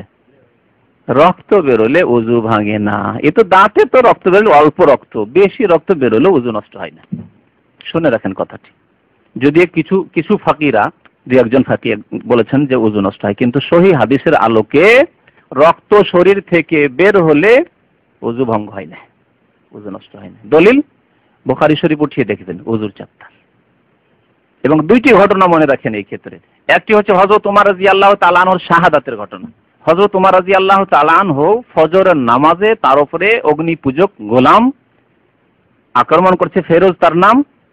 সেই অবস্থায় আহত হয়ে যাচ্ছেন, ইমামতি থেকে পিছনে সরে যাচ্ছেন। আব্দুর রহমান বিন আওফকে ইশারা করছেন, যেহেতু তিনি তার আসর আর হচ্ছে না, আওয়াজ বের হচ্ছে না, তেলাওয়াত করতে পারছেন না, তেলাওয়াত অবস্থায় তিনি ছিলেন, সামনে বাড়িয়ে দিয়ে পিছনে তিনি মুক্তাদি হয়ে নামাজ পড়লেন, নামাজ শেষ করলেন। আপনি কি বলবেন যে আমিরুল মুমিনিন ওমর এই মাসলা জানতেন না? আর পরবর্তী কালের কোন ফাকি জেনে গেল যে রক্ত বেরোলে ওযু নষ্ট হয়? নামাজ শেষ করলেন ওই অবস্থায়। অথচ এমন আহত হয়েছিলেন যে নামাজ শেষ হওয়ার পরে পরীক্ষা করার জন্য, তখন তো আর এরকম যান্ত্রিক সভ্যতা ছিল না যে পরীক্ষা করার জন্য যে কতটা আহত হয়েছেন তিনি, পরীক্ষা করার জন্য তাকে দুধ পান করানো হলো। দুধ পান করতে করতে পেট থেকে বেরিয়ে চলে আসলো দুধ। তখন সাহাবায়ে কেরামরা বিশ্বাস করলেন, ইয়াকিন হয়ে গেল যে আর বাঁচাতে পারা যাবে না, বাঁচবেন না আর আমিরুল মুমিনিন ওমর। সেই অবস্থায় নামাজ পড়েছেন তিনি। দ্বিতীয় ঘটনা নবী করিম সাল্লাল্লাহু আলাইহি ওয়াসাল্লামের জীবদ্দশায়। এটা তো নবী সাল্লাল্লাহু আলাইহি ওয়াসাল্লামের ইন্তেকালের পরের ঘটনা, হযরত উমরের খেলাফতের শেষ জীবনে। আল্লাহ রাসূলের জীবনে একজন সাহাবীকে নিযুক্ত করেছিলেন পাহারায়। রাত্রে সবাই শুয়ে গেছেন, মুজাহিদিনরা, সাহাবায়ে কেরামরা খোলা মাঠে কোন যুদ্ধ থেকে আসছেন। এই অবস্থায় পাহারা দিচ্ছিলেন ওই সাহাবী। ভাবলেন যে পাহারায় যখন দিতে হচ্ছে তো নামাজই পড়ি না কেন, নামাজ পড়তে থাকি, আর পাহারাও হবে, আমার নামাজ পড়া তাহাজ্জুদও পড়া হবে। যদিও সফরে তাহাজ্জুদ নেই, মানে তাহাজ্জুদ না পড়লেও চলে সফরে। আর নবী সাল্লাল্লাহু আলাইহি ওয়াসাল্লামের একটি হাদিস রয়েছে, মনে রাখবেন, যদি কেউ তাহাজ্জুদে অভ্যস্ত হয়, নফল রোজায় অভ্যস্ত হয়, আর সফরের কারণে অথবা অসুস্থতার কারণে তাহাজ্জুদ না পড়তে পারে, তাহলে তার সওয়াব কন্টিনিউ থাকবে, সওয়াব পাবে, সফরে গিয়েও সওয়াব পাবে, তাহাজ্জুদ না পড়ে সওয়াব পাবে। তারপরেও সাহাবী ভাবলেন যে সময় সুযোগ পেয়েছি, পাহারাও দেওয়া হচ্ছে, আমার নামাজও পড়া হবে, নামাজ শুরু করেছেন। এই অবস্থায় কাফেররা কিন্তু লক্ষ্য করেছে যে একজন লোক দাঁড়িয়ে পাহারা দিচ্ছে, আচ্ছা একে আহত করা হোক। তীর দিয়ে আঘাত করেছে, তীর এসে আঘাত করলো সে সাহাবীর উপর, সাহাবী আহত হয়ে গেলেন, নামাজ ছাড়লেন না। ওই অবস্থায় নামাজ সম্পন্ন করলেন, রক্ত বয়ে চলে গেছে, যথেষ্ট পরিমাণে রক্ত বয়ে গেছে। সাহাবায়ে কেরামরা পরে জানতে পারলেন, তারপরে তার তীর টেনে বের করলেন। নবী করিম সাল্লাল্লাহু আলাইহি ওয়াসাল্লাম জানতে পারলেন, যদি ওযু নষ্ট হয়ে যেত তার নামাজ হতো না। আর সেই জামানায় নবী করিম সাল্লাল্লাহু আলাইহি ওয়াসাল্লাম যদি জানতে নাও পারতেন, আল্লাহ জানিয়ে দিতেন, যেহেতু ওহীর দরজা খোলা ছিল, যে হে মুহাম্মদ সাল্লাল্লাহু আলাইহি ওয়াসাল্লাম, তোমার এক সাহাবী এইরকম নামাজ পড়েছে রক্তের অবস্থায়, অথচ তার ওযু ছিল না। ওযু না হলে কি করে নামাজ হবে? প্রসিদ্ধ হাদিস নবী করিম সাল্লাল্লাহু আলাইহি ওয়াসাল্লামের মুসলিম শরীফের, লা ইয়াকবালুল্লাহু সালাতা আহাদিকুম হাত্তা ইয়াতাওয়াদ্দা ইযা আহদাসা হাত্তা ইয়াতাওয়াদ্দা। লা ইয়াকবালুল্লাহু সালাতা আহাদিকুম, তোমাদের কারো নামাজ কবুল হবে না, ইযা আহদাসা, যখন ওযু নষ্ট হয়ে যায়, হাত্তা ইয়াতাওয়াদ্দা, যতক্ষণ পর্যন্ত ওযু না করে নেবে, যতক্ষণ পর্যন্ত তাহারাত হাসিল না করে নেবে। অন্য হাদিসে রয়েছে তিরমিজি শরীফে, লা তুকবালু সালাতুন বিগাইরি তাহুরিন, বিনা পবিত্রতায় তাহারাতে, তাহারাত মানে গোসল ফরজ থাকলে গোসল করা, আর ওযু থাকলে ওযু করা, লা তুকবালু সালাতুন, কোন নামাজ কবুল হয় না, নামাজই হবে না। তাহলে রক্ত বেরোলে নামাজ নষ্ট হয় না। তো মিসওয়াক করা তাহলে নামাজের জন্য সুন্নাত আর ওযুর জন্য সুন্নাত। মিসওয়াকের তাগিদ করেছেন নবী করিম সাল্লাল্লাহু আলাইহি ওয়াসাল্লাম, শুধু ওয়াজিব করা হয়নি, ফরজ করা হয়নি। এখানে উদ্দেশ্য হচ্ছে যে যদি কষ্ট না হতো আমি ফরজ করে দিতাম, ফরজ করা হয়নি, ওয়াজিব করা হয়নি, তবে মুস্তাহাব বা নবী করিম সাল্লাল্লাহু আলাইহি ওয়াসাল্লামের সুন্নাত। তো জুমার দিনে মিসওয়াক করা সুন্নাত। আর এই ক্ষেত্রে মিসওয়াক ব্যবহার করার চেষ্টা করবেন, যেহেতু মিসওয়াকে যে ফায়দা রয়েছে বা মিসওয়াক যে কাজ করে সেই কাজ ব্রাশ দিয়ে হয় না, পেস্ট দিয়ে হয় না। যদি কখনো কখনো আপনি দুটো ব্যবহার করেন, কখনো এটা করেন ওটা করেন, কিন্তু মিসওয়াক অবশ্যই রাখেন, যেহেতু মিসওয়াকটা নবী করিম সাল্লাল্লাহু আলাইহি ওয়াসাল্লামের সুন্নাত। তো মিসওয়াকে যেভাবে পরিষ্কার পরিচ্ছন্ন হয়, যে উপকারিতা রয়েছে, যে হিকমত রয়েছে, তা হয়তো ব্রাশ টেস্ট দিয়ে নাও হতে পারে। আর জুমার দিনে যত তাড়াতাড়ি সম্ভব মসজিদে পৌঁছিতে হবে। কিন্তু আজকাল আমাদের যে অবস্থা, বিশেষ করে এই প্রবাসী জীবনে, যে আমরা জুমার দিন ঘুমাবার দিন মনে করি। জুমার দিন মানে ইয়াউমুল জুমা ইয়াউমুন নওম, জুমার দিন ঘুমের দিন। আর সারা সপ্তাহের যত ক্লান্তি থাকে আর না থাকে, মানে ঘুমের যা ঘাটতি আছে মনে করে, অনেকে মনে করে যে ঘাটতি আছে সারা সপ্তাহে, নাও থাকলেও এই ঘাটতি পূরণ করতে হবে। আর এমন ঘুমায় এক শ্রেণীর লোকেরা যে জুমাও ছুটে যায়। দেখেছি অনেক লোককে, অনেকে জুমা মসজিদে পৌঁছতে পারে না। আর অনেক লোককে দেখা যায় যে দৌড় দিয়ে আস্তে আস্তে দেখা যায় যে জুমা হয়ে গেল, জুমা শেষ হয়ে গেল, জুমা পেল না। অথচ জুমা ছুটে গেলে কত যে শাস্তি রয়েছে, নবী করিম সাল্লাল্লাহু আলাইহি ওয়াসাল্লাম তা উল্লেখ করেছেন। তো জুমার দিনে যত তাড়াতাড়ি সম্ভব মসজিদে পৌঁছার চেষ্টা করতে হবে, নফল ইবাদত বন্দেগী করেন, এবং এর বড় ফজিলত রয়েছে। এই ক্ষেত্রে একটি বড় হাদিস রয়েছে নবী করিম সাল্লাল্লাহু আলাইহি ওয়াসাল্লামের, মান ইগতাসালা ইয়াউমাল জুমআহ, নবী সাল্লাল্লাহু আলাইহি ওয়াসাল্লাম বলেছেন, যে ব্যক্তি জুমার দিনে গোসল করলো, গোসলাল জানাবাতে, সেই গোসলটি করলো জানাবাতের গোসল। জানাবাত মানে স্বামী স্ত্রী মিলনের গোসল। এর অর্থই বা কি? এর অর্থ হাদিসের যারা ব্যাখ্যা বিশ্লেষণ করেছেন দুইটি অর্থ করেছেন, আর দুইটি ঠিক। একটি হচ্ছে যে সেই দিন স্বামী স্ত্রী সহবাস করলো, তাহলে সেটি জানাবাতের গোসল হলো তার। ফরজ গোসল হলো, জুমার দিনের গোসলের সাথে সাথে ফরজ গোসল আদায় হলো, এক গুলিতে দুই শিকার হয়ে গেল, তাই না? একটি গোসলে দুটোই কাজ হয়ে গেল। জুমার দিনের যে সুন্নাতে মুআক্কাদা গোসল আছে সেই গোসল হয়ে গেল, আর ফরজ গোসল হয়ে গেল। তাহলে মান ইগতাসালা ইয়াউমাল জুমআতে গুসলাল জানাবাতে, যে ব্যক্তি জুমার দিনে গোসল করলো জানাবাতের গোসল অর্থাৎ সহবাসের গোসল, একটি অর্থ।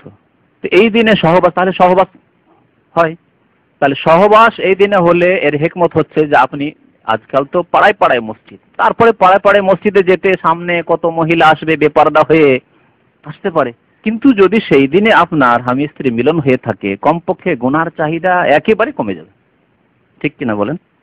আপনার যদি 10 দিন 20 দিন 25 দিন মাস যদি স্ত্রীর সাথে সাক্ষাৎ না হয়, তো আপনার অবস্থা অন্যরকম থাকবে, আর প্রতিদিন দেখা তো আপনার অবস্থা আরেক রকম থাকবে, ঠিক কিনা বলেন?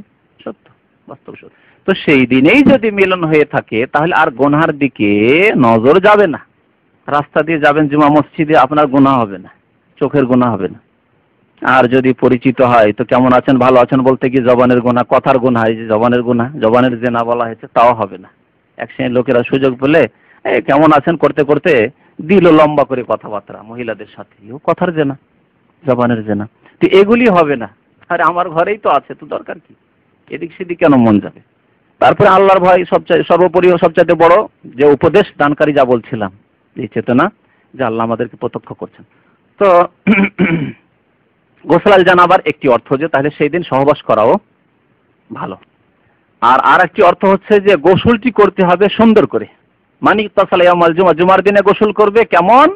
যেমন ফরজ গোসল করো সুন্দর করে। ফরজ গোসলের সম্পর্কে সচেতন থাকে মানুষ, একটু যেন শুকনো না থেকে যায়। যদি একটা চুল শুকনো থেকে যায় তাহলে আযাব হবে, শাস্তি হবে, করে কি করে না মানুষ, চিন্তা করে না? কিন্তু যদিও দৈনিক এই নফল গোসল হয় তো যাক, শুকনো থাকলো, অসুবিধা কি? কোনো অসুবিধা নেই। কিন্তু ফরজ গোসলে সজাগ, সব জায়গায় যাতে করে পানি পৌঁছে যায়, কোনো জায়গায় যাতে করে শুকনো না থেকে যায়, শুকনো থেকে গেলে নাপাক আমি থেকে যাব। তো জুমার দিনের গোসলটি ওই রকমই সজাগ হয়ে গোসল করবে, জানাবাতের গোসলের মতো, ফরজ গোসলের মতো। মানে তাছাড়া ইয়াউমুল জুমা, জুমার দিন গোসল করো ফরজ গোসলের মতো সুন্দর করে গোসল করো। তোমার রাহাফিস সাআতিল উলা, তারপরে প্রথম ওয়াক্তে পৌঁছে গেল। এই প্রথম ওয়াক্ত কোন ওয়াক্ত? একটি হাদিসে এর ব্যাখ্যা এসেছে। নবী করিম সাল্লাল্লাহু আলাইহি ওয়াসাল্লাম বলেছেন, ইন্না ইয়াউমাল জুমআতে ইসনাতা আশারা সাআতান, জুমার দিনে 12 ঘন্টা রয়েছে। তাহলে 12 ঘন্টায় যে দিন হয় আর 12 ঘন্টায় রাত, মানে 24 ঘন্টায় দিন রাত হয়, এই ধারণা নবী করিম সাল্লাল্লাহু আলাইহি ওয়াসাল্লাম 1400 বছর আগে দিয়েছেন। আমাদের এক মুহাদ্দিস ছিলেন মদিনায়, যখন আমরা পড়াশোনা করতাম, হাম্মাদ আল আনসারী, শেখ নাসিরউদ্দিন আলবানীর পরে তার স্থান। এত বড় মুহাদ্দিস ছিলেন তিনি, ইন্তেকাল করেছেন রাহমাতুল্লাহ আলাইহি। তার বাড়িতে একদিন, তার লাইব্রেরি, বিরাট লাইব্রেরি আছে, সেই লাইব্রেরিতে বসেছিলাম। তো তিনি এই কথাটি বলেছিলেন যে ইসলামিক ঘড়ির ধারণা আমাদেরকে 1400 বছর আগে দেওয়া হয়েছে। এই হাদিসটি উল্লেখ করেছিলেন তিনি, সেটি যে নবী করিম সাল্লাল্লাহু আলাইহি ওয়াসাল্লাম আমাদেরকে ইসলামিক ঘড়ির কথা আজ থেকে 1400 বছর আগে বলেছেন, যখন ঘড়ি আবিষ্কার হয়। ইন্না ইয়াউমাল জুমআতে ইসনাতা আশারা সাআতান, জুমার দিনে 12 ঘন্টা রয়েছে। তাহলে জুমার দিন যদি 12 ঘন্টা হয়, তো 12 ঘন্টার মধ্যে এই হাদিসে কি আছে? ফামান জাফিস সাআতিল উলা, যে প্রথম ঘন্টায় এসছে, সা মানে ঘন্টা, প্রথম ঘন্টায় যে এসছে। এই জন্য অনেক মুহাদ্দিসিনদের মত যে ভোরে ভোরে ফজরের পরে পরে যে এসছে। ফাকান্নামা কাররাবা বাদানা, যে প্রথম ওয়াক্তে পৌঁছিল। আর প্রথম ওয়াক্ত মানে যদি ধরেন 10:30টার পরে বা 11টার পরে, না, হয় না। অনেকে এরকম ভাবে যে 10:30টা 11টার পরে প্রথম ওয়াক্তে যে আসলে না, এত মানে সংকীর্ণ ওয়াক্তের কথা বলা হয়নি, এখানে বলা হয়েছে একটা দীর্ঘ সময়ের কথা। তো প্রথম ওয়াক্তে যে পৌঁছিল সেই ব্যক্তি কি সওয়াব পাবে? সে একটি উট কুরবানি করার সওয়াব পাবে। বাদানা উটকে বলা হয় কোরআনের সূরা হজে, উটকে আল্লাহ আল বুদনা বলেছেন। বুদনা বা বাদানা উটের আরবি, জামাল বা নাকা।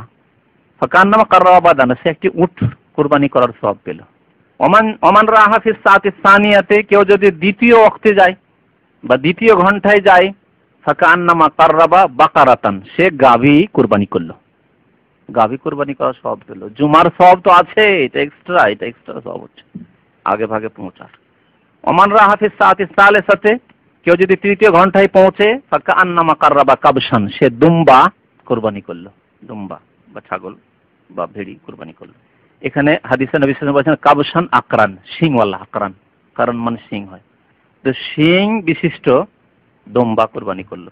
আর কাবশ দুম্বা হৃষ্টপুষ্ট হয়, বড় হয় ছাগল চাইতেও, খাসি চাইতে। ওমান রাহা ফিস সাআতির রাবিআতে, যে ব্যক্তি চতুর্থ ঘন্টায় পৌঁছিল, ফাকান্নামা কাররাবা দাজাজা, সেই ব্যক্তি মুরগি সাদকা করলো।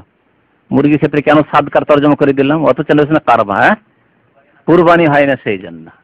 উটের তো কুরবানি হয়, গরুর কুরবানি হয়, খাসি, দুম্বা, ছাগলের কুরবানি হয়, কিন্তু মুরগির কুরবানি হয় না। সেই জন্য কাররাবা মানে আল্লাহর নৈকট্য লাভ করলো। কিসের মাধ্যমে? সাদকার মাধ্যমে। কাররাবা মানে কুরবানি করা বলবো না, দাহা বলা হয়নি কেন? দাহা বললে কুরবানি স্পষ্ট হয়ে যেত। কাররাবা মানে নৈকট্য লাভ করা। আল্লাহ নৈকট্য লাভ করলো একটা মুরগির দ্বারা, মানে মুরগির সওয়াব পেল, মুরগি সাদকা করা সওয়াব পেল। এই হাদিসের আলোকে কিছু বিদাতিরা আছে যাদের সংখ্যা অল্প, তারা বলেছে মুরগির কুরবানি করা যায়। শিয়াদের একটি দল আছে, ওদের এই মতবাদ মুরগির কুরবানি করা যাবে। শিয়াদের একটি ফিরকা আছে। কাররাবা মানে কুরবানি করা না, দাহা মানে কুরবানি করা, আর কাররাবা মানে নৈকট্য লাভ করা কুরবাত থেকে। করিব মানে নিকটে। তো মুরগি কুরবানি করা সব পাওয়া যাবে চতুর্থ ঘন্টায় গেলে। যদি সকাল থেকে ফজর পর থেকে 1 ঘন্টা 1 ঘন্টা করে যদি ধরি আর 60 মিনিটের ঘন্টা ধরি, তাহলে চতুর্থ ঘন্টা কখন হবে? তাহলে 6, 4, 10, 10টার পরে। তাহলে 10টার পর গেলে মুরগি পাবো। আর তারপরে 10:30টার পরে, 10:30টার আগে সাধারণত যায় না, আর গেলে 10টার আগে সাধারণত কেউ যায় না বললেই চলে। তো 10টার পরে যারা আমরা যাই তারাও মুরগি পাটি, আমরা মুরগি পাই আমরা। আর অধিকাংশ মানুষ 11টার পর যায়, অধিকাংশ মানুষ 11টার পর যায়। 11টার পর গেলে কি পাবেন শোনেন। ওমান রাহাফি সাতিল খামের সাথে যে পঞ্চম ঘন্টায় গেল, ফাকান্নামা কাররাবা বাইদাতান, সে ডিম সাদকা করলো। আমাদের দেশে ওয়াজ মাহফিলে মহিলাদেরকে গ্রাম অঞ্চলে ডিম দিতে দেখি আমরা, ডিম দান করে। কিছু না থাকলে তখন ডিম দান করে ওরা, যে কিছু তো দান করতে হবে, হয়তো টাকা নেই, ডিম বিক্রি করতে পারেনি, জলসায় চলে এসছে, ডিম বেঁধে নিয়ে চলে এসছে, গ্রাম অঞ্চলে দেখা যেত। তো ডিমের অধিকাংশ মানুষ আজকালকার যারা জুমার নামাজ পড়তে আসেন ডিম পাওয়া লোক। আর কিছু লোক আছে ডিমটাও পায় না, ঘোড়ার ডিম পায়। মুরগির ডিম না পেয়ে ঘোড়ার ডিম পায় তারা।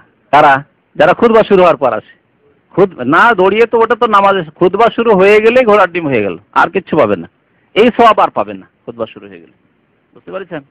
যতক্ষণ খুতবা শুরু হয়নি, শুনুন না। তারপরে ফাইদা খারাজাল ইমাম, যখন ইমাম বেরিয়ে চলে আসলো, মানে খুতবা দেওয়ার জন্য, হাজারাতিল মালায়েকা, ফেরেশতা রেডি এখন খুতবা শোনার জন্য। ইয়াস্তামিউনা যিকরা, তখন তারা জিকির শুনতে লাগে। দেখেন এখানে জিকির কাকে বলা হলো? খুতবাকে। তাহলে বোঝা যায় জিকির মানে আমাদের দেশের প্রচলিত জিকির নয়, ওই সুফিদের জিকির আর বিভিন্ন পীরদের জিকির, কলবের জিকির, 6 লতিফার জিকির, তো হুর জিকির, আল্লাহর জিকির, ইল্লাল্লাহ জিকির, ওই সব জিকির আসলে ইসলামে নেই। এখানে জিকির বলা হলো খুতবাকে। ইয়াস্তামিউনা যিকরা, ফেরেশতারা তখন জিকির শুনতে লাগেন। জিকির মানে উপদেশ, খুতবা হচ্ছে উপদেশ। আরো মজার কথা শুনেন, এখানে আমাদের দেশের এক শ্রেণী উলামায়ে কেরামরা আরবি ছাড়া জুমার খুতবা অন্য ভাষায় হারাম বলেন, জায়েজ নয়, নাজায়েজ বলেন। আরবি ভাষায় বাংলা ভাষীদের মাঝে খুতবা দিয়ে, বা উর্দু ভাষী বা অনারবদের মাঝে আরবি ভাষায় খুতবা দিয়ে কোন জিকির হবে বলেন তো দেখি? জিকির মানে কি বলেছি? উপদেশ। উপদেশ হয় না। তাহলে তারা আরবি ভাষা থেকে অজ্ঞ। যদি এই কথাটি বুঝতো যে ইয়াস্তামিউনা যিকরা, ফেরেশতারা জিকির উপদেশ শুনতে থাকেন, আর আমাদেরকে উপদেশ শুনতে বলা হয়েছে, ওয়াজাক্কির, উপদেশ দান করো, ফাইন্না যিকরা তানফাউল মুমিন, কারণ উপদেশ মুমিনের উপকারে আসে, কাজে আসে। তাহলে উপদেশ তখনই হবে যখন সেই দেশের ভাষায় খুতবা দেওয়া হবে, সেই দেশের ভাষায় খুতবা দেওয়া হবে। শাইখ ইবনে বাজ রাহমাতুল্লাহ আলাইহি, যে সৌদি আরবের প্রধান মুফতি ছিলেন রাহমাতুল্লাহ আলাইহি, তার ফতোয়ার কিতাবে রয়েছে যে যেই দেশে যে ভাষা মানুষ বুঝে সেই ভাষার যদি খতিব থাকেন তাহলে তিনি খুতবা দেবেন। কারণ এটি হচ্ছে উদ্দেশ্য। এই যে সাপ্তাহিক প্রোগ্রাম মঙ্গলবারে আসছেন, যেসব ভাইরা আসছেন, নিয়মিত আসছেন, তারা বলেন যে বিষয় ভিত্তিক আলোচনাতে অনেক মাসলা মাসাইল সম্পর্কে আপনাদের মোটামুটি সম্যক জ্ঞান হয়ে যাচ্ছে এই সম্পর্কে, এই বিষয়ের উপরে, ঠিক কিনা বলেন?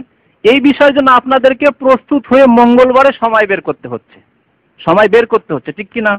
আর জুমার দিনে আপনি না চাইলেও যেতে হবে আপনাকে জুমার মসজিদে, যেহেতু জুমার নামাজ ফরজ, যেতেই হবে আপনাকে। অনেক লোক আছে যে মঙ্গলবারে আসার সময় নেই তাদের কাছে।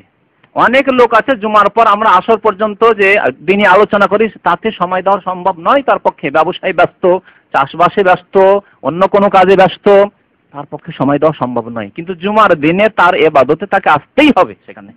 তাহলে সে বাধ্য হয়ে 52টি সপ্তাহে, বছরে 52টি বিষয়ের উপরে জ্ঞান হাসিল করতে পারবে। আর দেখেন কত সুন্দর সৌদি আরবের জুমার খুতবাগুলোর মাধ্যমে এখানকার জনসাধারণ ইসলাম সম্পর্কে যথেষ্ট জ্ঞান কেন রাখে? ওর পিছনে কারণ হচ্ছে এই যে তারা দর্শে যদি সময় নাও দেয়, মসজিদে যেসব দর্শ হয় এখানে সেখানে না আসলে ওই জুমার দিনে গিয়ে তারা বিষয়ভিত্তিক অনেক কথাই জেনে নিচ্ছে। তারা বিভিন্ন মাসকে লক্ষ্য করে, বিভিন্ন সময়কে লক্ষ্য করে বিভিন্ন বিষয়ের উপর আলোচনা হচ্ছে। এমন নয় যে ওই রিপিট করা খুতবা রয়েছে 200 বছর আগের। কিছু খুতবা লেখা আছে, যে খুতবাগুলো আমাদের পড়ায় ওই চটি বই দেখে না, ওই খুতবাগুলি কখনকার তৈরি করা জানেন? শাহ ইসমাইল শহীদ রহমতুল্লাহ আলাইহির জামানা তৈরি করা, শাহ আল্লামা ওলিউল্লাহ মুহাদ্দিস দেহলভির যুগের তৈরি করা।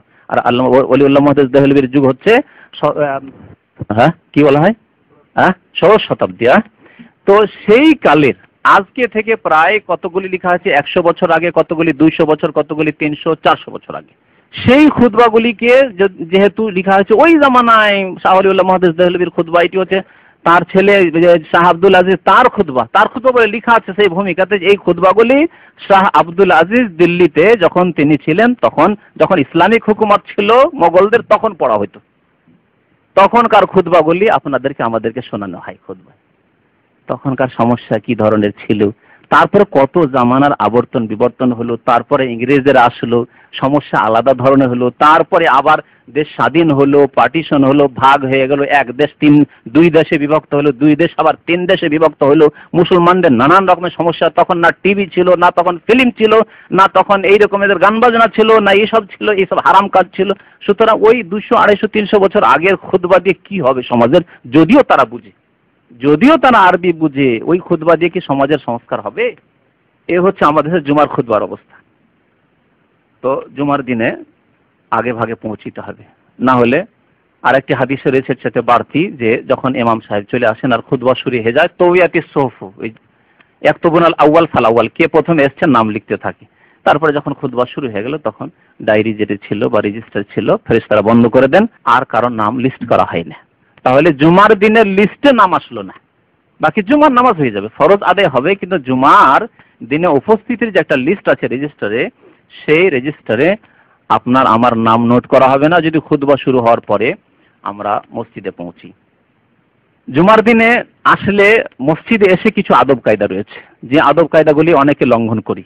যেমন একটি আদব কায়দা হচ্ছে যে আপনি আগে এসে আগের দিকে বসেন, আসবেন পরে, আর সামনের দিকে বসার শখ এইরকমটা যাতে না হয়।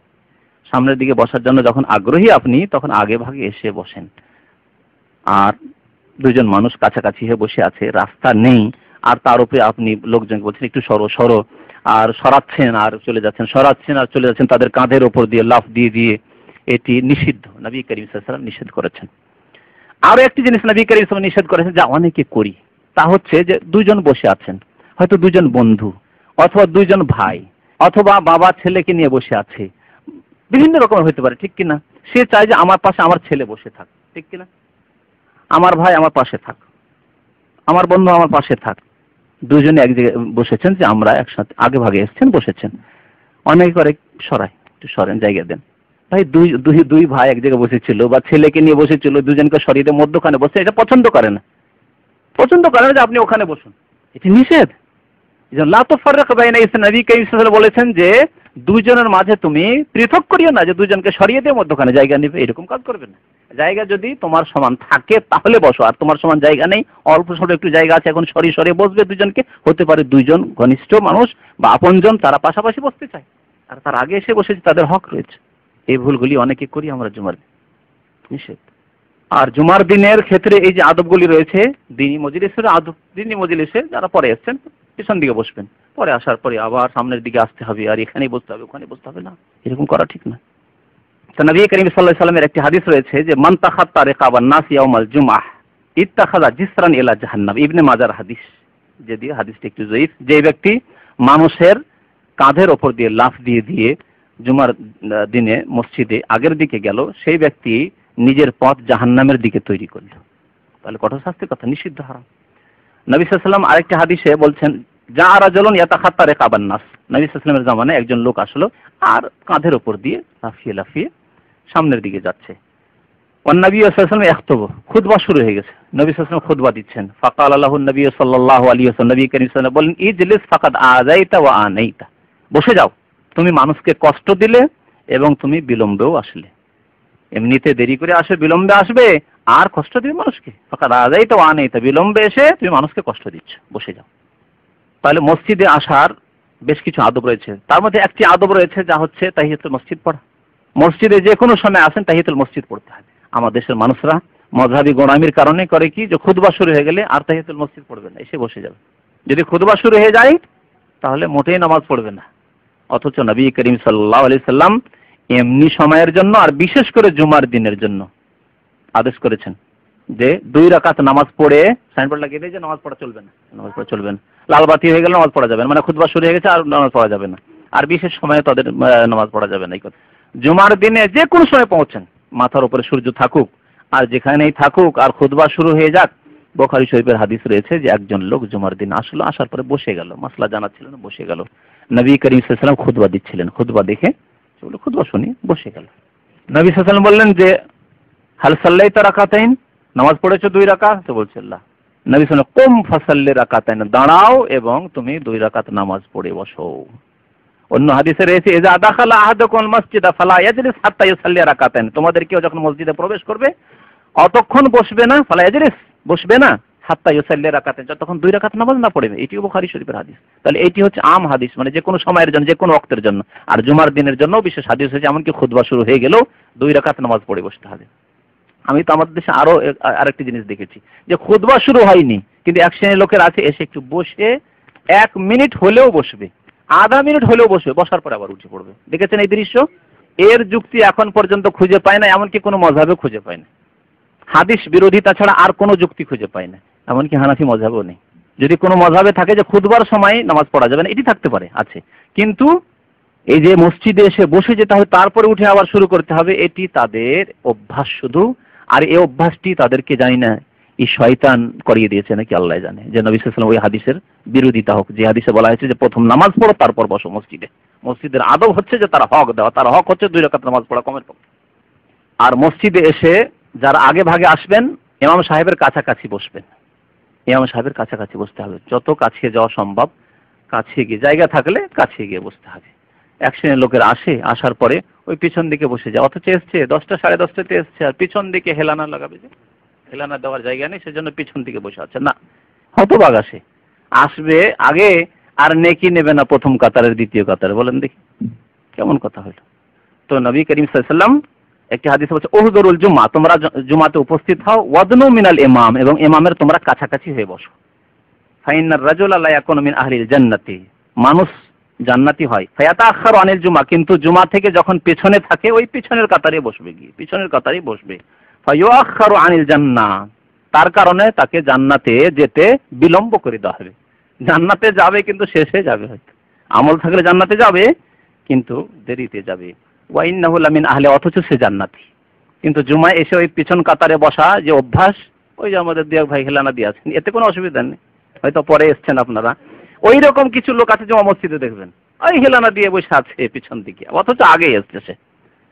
হাদিসে কি বলা হলো যে জান্নাতি হইলেও বিলম্বে জান্নাতে যাবে, সব শেষে জান্নাতে যাবে। সবাই যখন জান্নাতে চলে যাবে তারপর আচ্ছা ঠিক আছে তোমরা তো পিছনেই থাকতে জুমার দিনে, তো ঠিক আছে পরে এসো জান্নাতে। জুমার দিনের আরেকটি আদব হচ্ছে সুন্নত, নবী করিম সাল্লাল্লাহু আলাইহি ওয়াসাল্লামের উপর বেশি বেশি দুরূদ পাঠ করা। সহিহ হাদিস, জুমার দিনে বেশি বেশি নবী করিম সাল্লাল্লাহু আলাইহি ওয়াসাল্লামের উপর দুরূদ পাঠ করা। একটি হাদিসে রয়েছে, হাদিসটি মুসনাদ আহমদে, আবু দাউদে রয়েছে, ইন্না মিন আফদাল আইয়ামিকুম ইয়াউমুল জুমআ, তোমাদের সর্বোত্তম দিন হচ্ছে জুমার দিন। ফিহি খালাকাল্লাহু আদম, এই দিনে আল্লাহ আদমকে সৃষ্টি করে। ওয়া ফিহি কবিজা, এই দিনে আদম আলাইহিস সালাম ইন্তেকালও করেছেন, ইন্তেকালের কথা এখানে আসলো। তাহলে ওয়া ফিহি নাফখাতু, আর এই দিনে সিংহায় ফুৎকার দেবে ইসরাফিল আলাইহিস সালাম, সিংহায় ফুৎকার দেবে মানে কিয়ামত হবে। ওয়া ফিহি সাকাতু, আর এই দিনে মানুষ পুনর্জীবিত হয়ে উঠবে, সিংহায় ফুৎকার দিয়ে পুনর্জীবিত হয়ে উঠবে। ফাআকসিরু আলাইয়া মিনাস সালাতি ফি, এই জুমার দিনে তোমরা বেশি বেশি আমার উপর সালাত পেশ করো, দরুদ পেশ করো।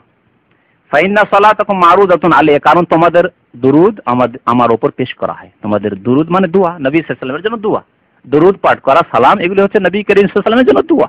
তোমাদের দরুদ আমার কাছে পেশ করা হয়। কালু সাহাবারা বললেন ইয়া রাসূলুল্লাহ ওয়া কাইফা তুরাজু সালাতুন আলাইক, আমাদের দরুদ আপনার কাছে কি করে পেশ করা হবে, অথচ ওয়াকাদ আরেমতা ওয়া বালিতা, আপনি ইন্তেকাল করে যাবেন, করে যাওয়ার পরে আপনি মাটিতে মিশে যাবেন, কেমন কথা হলো?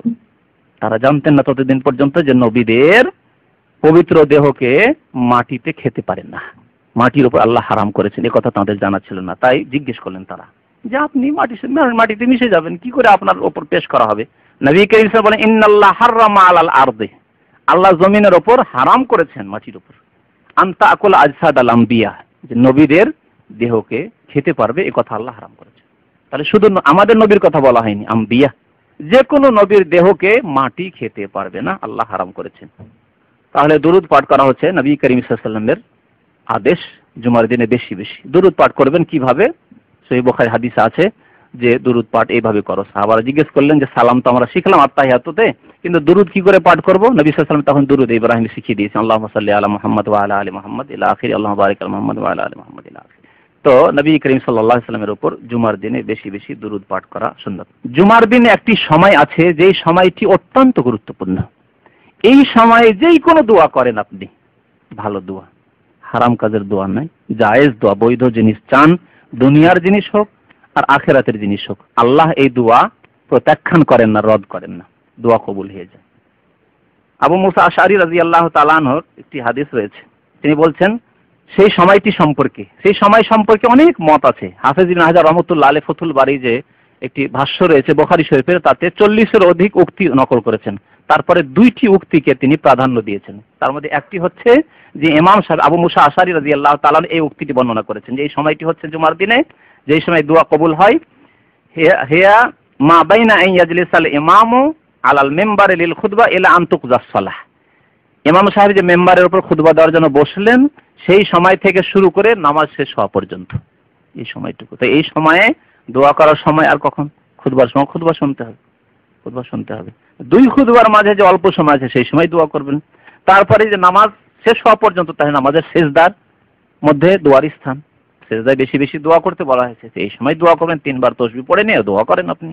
তারপরে নামাজের মধ্যে আরেকটি ক্ষেত্র রয়েছে দোয়া করা, সেটি হচ্ছে আত্তাহিয়াত এবং দরুদ শরীফ শেষ হওয়ার পরে যে দোয়া মাসুরাগুলি পড়ি, সেই সময় যে কোনো দোয়া করা যায়। তাহলে এই ক্ষেত্রগুলিতে দোয়া করতে হবে এই উক্তিটির উপর আমল করার উদ্দেশ্যে।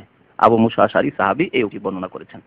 নবী করিম সাল্লাল্লাহু আলাইহি ওয়াসাল্লাম আরেকটি হাদিসে আছে যে জুমার দিনের এই সময়টি হচ্ছে ইয়াউমুল জুমাতে ইসনা আশরাতা সাআতান, এই হাদিসে রয়েছে জুমার দিনে 12 ঘন্টা রয়েছে, মিনহা সাআতুন, ওতে 1টি ঘন্টা রয়েছে, ওতে একটি সময় রয়েছে, লা ইউজাদু আবদুন মুসলিমুন ইয়াসআলুল্লাহ আযজা ওয়া জাল্লা শাইআন ইল্লা আতাহুল্লাহু ইয়াহু। কোন মুসলিম বলা হয়েছে, তাহলে যে কোনো আমল কবুল হওয়ার জন্য, দোয়া কবুল হওয়ার জন্য ইসলাম শর্ত। কুফরের অবস্থায় কোনো আমলও কবুল হয় না, কোনো দোয়া কবুল হয়, তবে মাজলুম হলে কবুল হয়। একটি কথা আমার ব্যতিক্রম এটি, যদি কেউ নির্যাতিত হয়, এটা কাফের উপরে জুলুম করে কেউ, আল্লাহ দোয়া কবুল করবেন। এমনকি মুসলিম যদি কেউ জুলুম করে, কোন মুসলিম যদি একজন অমুসলিমের উপর অত্যাচার করে, আল্লাহ ওই কাফের দোয়া শুনে নিতে পারে, বদদোয়া। যেহেতু হাদিসে কি রয়েছে যে মজলুম, যে নির্যাতিত, অত্যাচারিত, তার মাঝে এবং আল্লাহর মাঝে কোনো আড় পর্দা থাকে না। এই ক্ষেত্রে বলা হয়নি যে শুধু মুসলিম হইতে হবে, সেজন্য কোনো অমুসলিমের উপর অত্যাচার করা হারাম ইসলামে, বরং তাদের সাথে সদাচরণ করতে হবে, ভালো আচরণ করতে হবে, এই শিক্ষা ইসলাম দিয়েছে। তো কিন্তু সে যদি এমনি দোয়া করে, আল্লাহ রাব্বুল আলামিন অতক্ষণ শুনবেন না। মুসলিমের কথা বলা হয়েছে, আব্দুল মুসলিম ইয়াসআলুল্লাহ শাইআন, আল্লাহর কাছে কোনো কিছু যদি চায়, ইল্লা আতাহু ইয়াহু, অবশ্যই আল্লাহ তাকে দেবেন। সেই সময়টি কখন? নবী করিম সাল্লাল্লাহু আলাইহি ওয়াসাল্লাম এই হাদিসটিতে বলেছেন, হাদিসটি আবু দাউদ নাসাইতে রয়েছে, ফালতামেসুহা আখিরা সাআতিন বাদাল আসরি, আসর পরে, জুমার দিনে আসর পরে শেষ সময়, যে দিনের জুমার দিনের শেষ সময়, এই সময় তোমরা সন্ধান করো ওই সময়টিকে।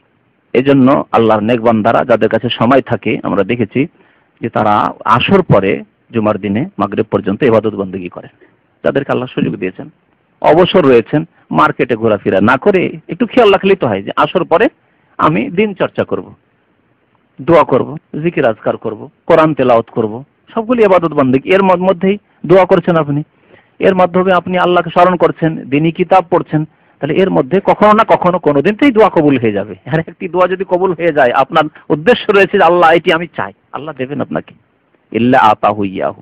তো আসর পরের এই সময়টিকে অনেকে আমরা বাজারে ঘুরে ফিরে, অনেকে আমরা দোস্ত বন্ধুদের সাথে গল্প গুজব করে এই সেই করে কাটিয়ে দিই, অথচ এই সময়টি অত্যন্ত গুরুত্বপূর্ণ।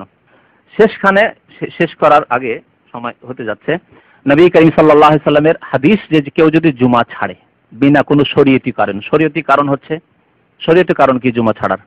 হ্যাঁ, সফরে জুমা ফরজ না। যদি পান জুমা মসজিদ জুমা পড়েন, কিন্তু না পড়লেও চলে, জোহর ফরজ আপনার উপর, জোহর পড়তে হবে। আর কি অসুস্থ হওয়া, কেউ যদি অসুস্থ থাকে মসজিদে যেতে পারবে না জুমা পড়তে, বাড়িতে জোহর পড়বে।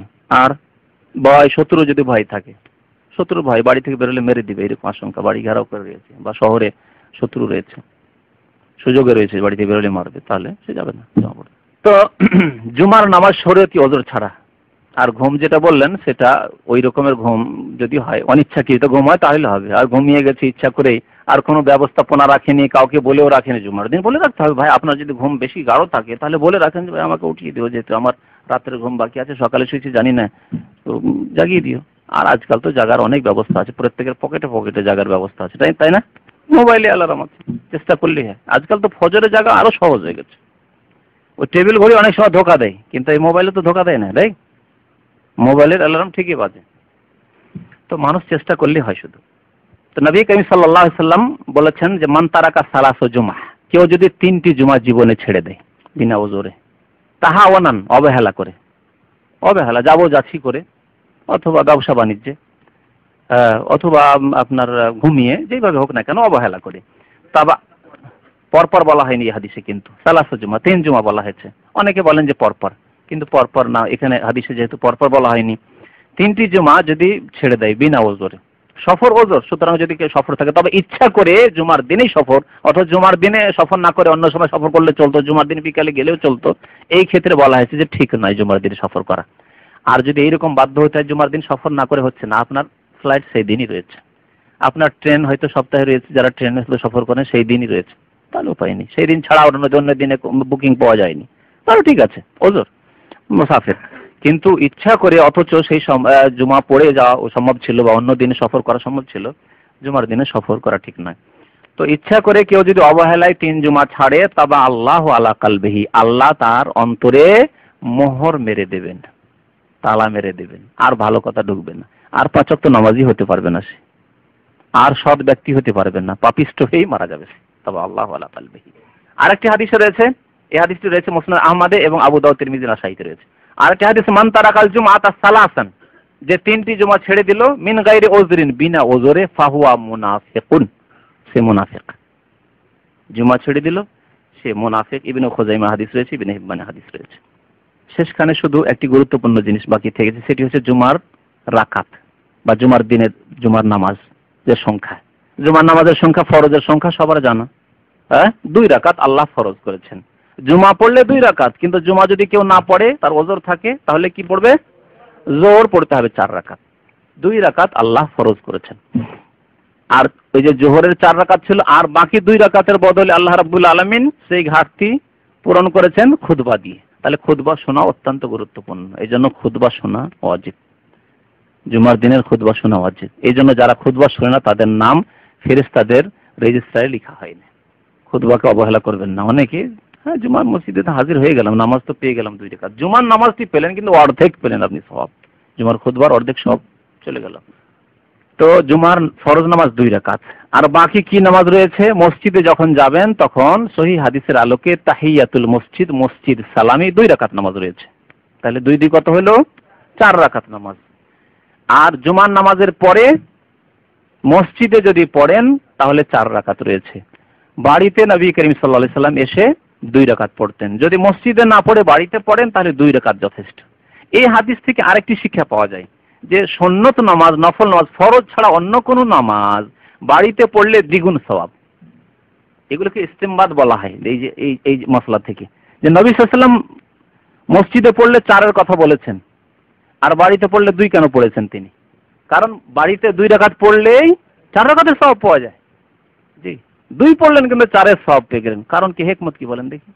কারণ লোক দেখানো নামাজ হলো না আপনার, আল্লাহ একমাত্র, যেই ব্যক্তি বাড়িতে এসে সুন্নত পড়ছে সে একমাত্র আল্লাহ সন্তুষ্টির জন্য পড়ছে, একমাত্র আল্লাহকে দেখানোর জন্য।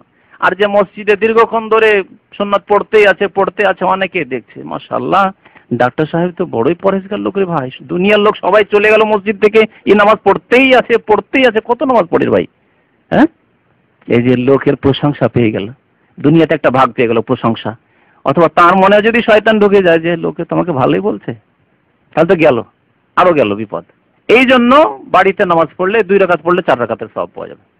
এই হচ্ছে জুমার দিনের নামাজ। আর বাকি আরেকটি নামাজ রয়েছে, সেটি নফল নামাজ। নবী সাল্লাল্লাহু আলাইহি ওয়াসাল্লামের একটি হাদিস আছে, যে ব্যক্তি মসজিদে আসলো, আসার পরে ফাসাল্লামা কুদ্দিরা লাহা, যা সম্ভব তা পড়লো, যত রাকাত সম্ভব তার জন্য নির্ধারিত ভাগ্যে রয়েছে সে পড়লো। তার মানে কোনো ব্যক্তি যদি এসে কোরআন তেলাওয়াত না করে, 2 রাকাত নামাজ পড়লো তাহিয়াতুল মসজিদ, তারপরে সে নফল পড়তে থাকলো। এখন খুতবা শুরু হইতে আধা ঘন্টা আছে, সে নামাজ 2 রাকাত করে নামাজ পড়তেই থাকলো, সালাম ফিরতেই থাকলো, কোনো অসুবিধা নেই, জায়েজ আছে। 4 পড়েন, 6 পড়েন, 10 পড়েন, 20 পড়েন, 30 পড়েন, কোনো অসুবিধা নেই, জায়েজ। এটি হচ্ছে নফল। নফল মানে অতিরিক্ত নামাজ, এছাড়া আর কোনো নামাজ নেই। এছাড়া সহিহ হাদিসের আলোকে জুমার দিনে আর কোনো নামাজ নেই। তবে আমাদের সমাজে কিছু নামাজ আছে, সেই নামাজগুলি সম্পর্কে আপনাদেরকে জেনে রাখতে হবে। তা হচ্ছে কাবুল আল জুমা বলে 4 রাকাত। এ কোথা থেকে আসল? ওই যে জোহরের উপরে কিয়াস করে, জোহরের আগে 4 রাকাত সুন্নাত পড়ে অভ্যাস, জুমার আগে 4 রাকাত পড়বে না, এর কোনো প্রমাণ নেই। নবী করিম সাল্লাল্লাহু আলাইহি ওয়াসাল্লাম বা সাহাবায়ে কেরামরা জোহরের বিকল্প মনে করে জোহরের আগের সুন্নাত থেকে জুমার দিনে পড়েছেন, এরকম পড়েননি। সুতরাং নিজের পক্ষ থেকে সংযোজন করা যাবে না, অ্যাড করা যাবে না, ঠিক নাই। আরেকটি বিদাতি নামাজ পড়ে, তার নাম জানেন? বাদাল জুমা, আখেরি জোহর। আখেরি জোহর, আর উর্দু ভাষীরা বলে এহতিয়াতি জোহর, আমাদের বাংলা ভাষীরা বলে আখেরি জোহর, মানে জোহরের শেষ। আর ওরা বলে এহতিয়াতি জোহর। এহতিয়াতি জোহরটা স্পষ্ট, কারণটা ওর থেকে বোঝা যায়, মানে সাবধানতামূলক জোহর। এই সাবধানতামূলক জোহর আমাদের উপমহাদেশ ইন্ডিয়া, বাংলাদেশ, পাকিস্তানে কি করে গেল বিদাতিদের মাঝে? এর কারণ জানেন? হানাফি মযহাবের কিতাবে একটা মাসলা আছে যে গ্রাম অঞ্চলে জুমা নেই, মদিনা ছাড়া জুমা নেই, মিশর ছাড়া। মিশর মানে শহর, সিটি। আর এমন সিটি যেখানে ইসলামিক কাজী হতে হবে আর ইসলামিক বিধিবিধানের বাস্তবায়ন হতে হবে, তাহলে উপমহাদেশের কোনো শহরেই নেই। আছে কি? চোরের হাত কাটা হয় করাচিতে, না ইসলামাবাদে, না ঢাকাতে, না দিল্লিতে, না বোম্বাই, কোথাও হয় না। তাহলে আর নামাজ হানাফি মযহাবের এই মসলা যে ফিকহের কিতাবে প্রসিদ্ধ মসলা যে লা জুমাতা, জুমা নেই ইল্লা ফি মিসরিন, শহর ছাড়া। আর এমন সব মিশরের তারিখ তারা সংজ্ঞা করেছেন এমন শহর ফিহে কাদিউন, সেখানে ইসলামিক কাজী রয়েছেন এবং ইয়াহকুমু বিশ-শরিয়া, শরীয়ত মোতাবেক তারা বিচার করে থাকেন। তাহলে নামাজি হয় না বাংলাদেশে আর পাকিস্তানে আর ইন্ডিয়াতে, জুমার নামাজি হয় না। এখন ওলামারা দেখলো, হানাফি ওলামারা, যে বাবা যে জুমার নামাজটা তো সন্দেহের মধ্যে থেকে যাচ্ছে, কবুল হচ্ছে না হচ্ছে না, আমরা তো পড়িয়ে দিচ্ছি লোকজনকে জুমার নামাজ, কিন্তু হচ্ছে কি হচ্ছে না এই সন্দেহের উপরে যখন থাকছে, একটা এহতিয়াতি জোহর প্লাস করে দিই। বুঝতে পারছেন? এহতিয়াতি জোহর 4 রাকাত পড়িয়ে দিল, যে আল্লাহ যদি জুমাটা না কবুল করে জোহর হাজির। হ্যাঁ, কথা বুঝতে পারছেন? আল্লাহ তুমি জুমা তো গ্রামে কবুল করবে না, বা শহরে যেখানে ইসলামিক কাজী নেই কবুল করবে না, এ মশলা পড়েছিলাম, সেজন্য জোহরও হাজির। এটা না হলো এটা হলো। কথা বুঝতে পারছেন? এইভাবে এই বিদাতের সংযোজন ঘটেছে। বিদাত এটি নবী করিম সাল্লাল্লাহু আলাইহি ওয়াসাল্লামের জামানায় দ্বিতীয় জুমা কোথায় হয়েছিল জানেন? বাহরাইন। কোথায়? এই ছোট এই বাহরাইন। এই বাহরাইন তখন ছিল না, তখনকার বাহরাইন ছিল এই আলহাসা হুফুফ যে আছে ওর পাশে জাওয়াসা বলে একটি গ্রাম। এই হুফুফ আলহাসার এলাকাটিকে বাহরাইন বলা হতো সেই যুগে, নবী সাল্লাল্লাহু আলাইহি ওয়াসাল্লামের জামানায়। বরং শুধু তাই নাই, বরং ঐতিহাসিকরা লিখেছেন যে সেই জামানাতে এই দাম্মাম কিন্তু তখন সমুদ্রের তলায় ছিল। এই এলাকাতে কাতিফের নামটি আসছে, নবী করিম সাল্লাল্লাহু আলাইহি ওয়াসাল্লাম এক সাহাবীকে কাতিফ পাঠিয়েছেন, এই কাতিফ নামটি আসছে। তো এইসব এলাকা সবগুলিকে, এই কাতিফ থেকে শুরু করে আপনার ওই আলহাসা পর্যন্ত এই এলাকাগুলিকে বাহরাইন বলা হতো। তখনকার বাহরাইন এই বাহরাইন ছিল। আর এই বাহরাইনের একটি গ্রাম ছিল জাওয়াসা, যেখানে আব্দুল কাইস বংশ বসবাস করতো, তারা মুসলমান হয়েছিল। মদিনায় মসজিদে জুমা কায়েম হওয়ার পরে দ্বিতীয় জুমা কায়েম হয়েছিল এখানে, যেহেতু এত দূরের লোক তো সেখানে যেতে পারবে না, আশেপাশের লোকেরা তো মদিনা চলে যাবে। দ্বিতীয় জুমা কায়েম হয়েছিল জাওয়াসা নামক গ্রামে, কারিয়াতুম মিন কোরাল বাহর। বুখারী শরীফে হাদিস আছে বাহরাইনের একটি গ্রামের নাম কারিয়া, মানে গ্রাম। তাহলে গ্রামে জুমা আছে, মসজিদ আছে, মসজিদে ভেঙে তৈরি হচ্ছে। গিয়েছিলাম গত বছরে, দেখলাম যে তৈরি করছে সে মসজিদ, আবার পুনর্নির্মাণ হচ্ছে তার। তো তাহলে গ্রামে জুমা আছে, আর জুমা আলহামদুলিল্লাহ আমাদের হচ্ছে, সন্দেহ নেই। ইন্ডিয়াতে, বাংলাদেশে, পাকিস্তানে সব জায়গায় জুমা হচ্ছে। আর আখিরি জোহরের বিদাত বা এহতিয়াতি জোহরের বিদাত পড়ার প্রয়োজন নেই, বরং গুনাহ হবে এইসব বিদাত বলে। কুল্লু বিদাতিন দালালা, কুল্লু দালালাতিন ফিন্নার। আল্লাহ রাব্বুল আলামিন আমাদের গুনাহ খাতা যেন মাফ করে দেন। আল্লাহ রাব্বুল আমাদের যেন ইবাদত বন্দেগী কবুল করেন। আল্লাহ রাব্বুল আমাদেরকে 5 ওয়াক্ত নামাজ এবং জুমা, রমজান মাসের ইবাদত, আল্লাহ রাব্বুল হজের ইবাদত পালন করার জন্য তৌফিক দান করেন। আমিন। সাল্লাল্লাহু আলা নবিয়িনা মুহাম্মদ ওয়া আলা আলিহি ওয়া সাহবিহি আজমাইন। অনেক নামাজই পড়ে বাদাল জুমা, ওই যে জুমা ওইটা এর উপরে কিয়াস করে জোহরের পরে যে 2 রাকাত পড়া অভ্যাস আছে। অমুকের বদৌলতে আল্লাহ অনিষ্ট থেকে হেফাজত করেন বা করেছেন, না জায়েজ না, এরকম বলা যাবে কি? অমুকের বদৌলতে আল্লাহ অনিষ্ট থেকে হেফাজত করেছেন, কেমন কথা হলো? অমুকের বদৌলতে, মানে বদৌলত মানে হচ্ছে অমুকের সাহায্য সহযোগিতা যদি ধরা হয়, বদৌলত মানে আসলে ওইটি হয় আর কি। তাহলে শিরক হবে না, যদিও এরকম কথা না বলাই উচিত, আসলে শিরক হবে না। অমুক উদ্ধার করেছেন, তাহলে তো শিরক। অমুক অমুক আমার অনিষ্ট দূর করেছেন, অমুক আরোগ্য দান করেছেন, তাহলে শিরক। কিন্তু যেমন ডাক্তারের বদৌলতে আল্লাহ আমাকে আরোগ্য দান করেছেন, জায়েজ আছে, কথা বলে জায়েজ আছে। আল্লাহর ফজলে, আল্লাহর রহমতে ডাক্তারের চিকিৎসায় আরোগ্য লাভ হয়েছে, জায়েজ আছে।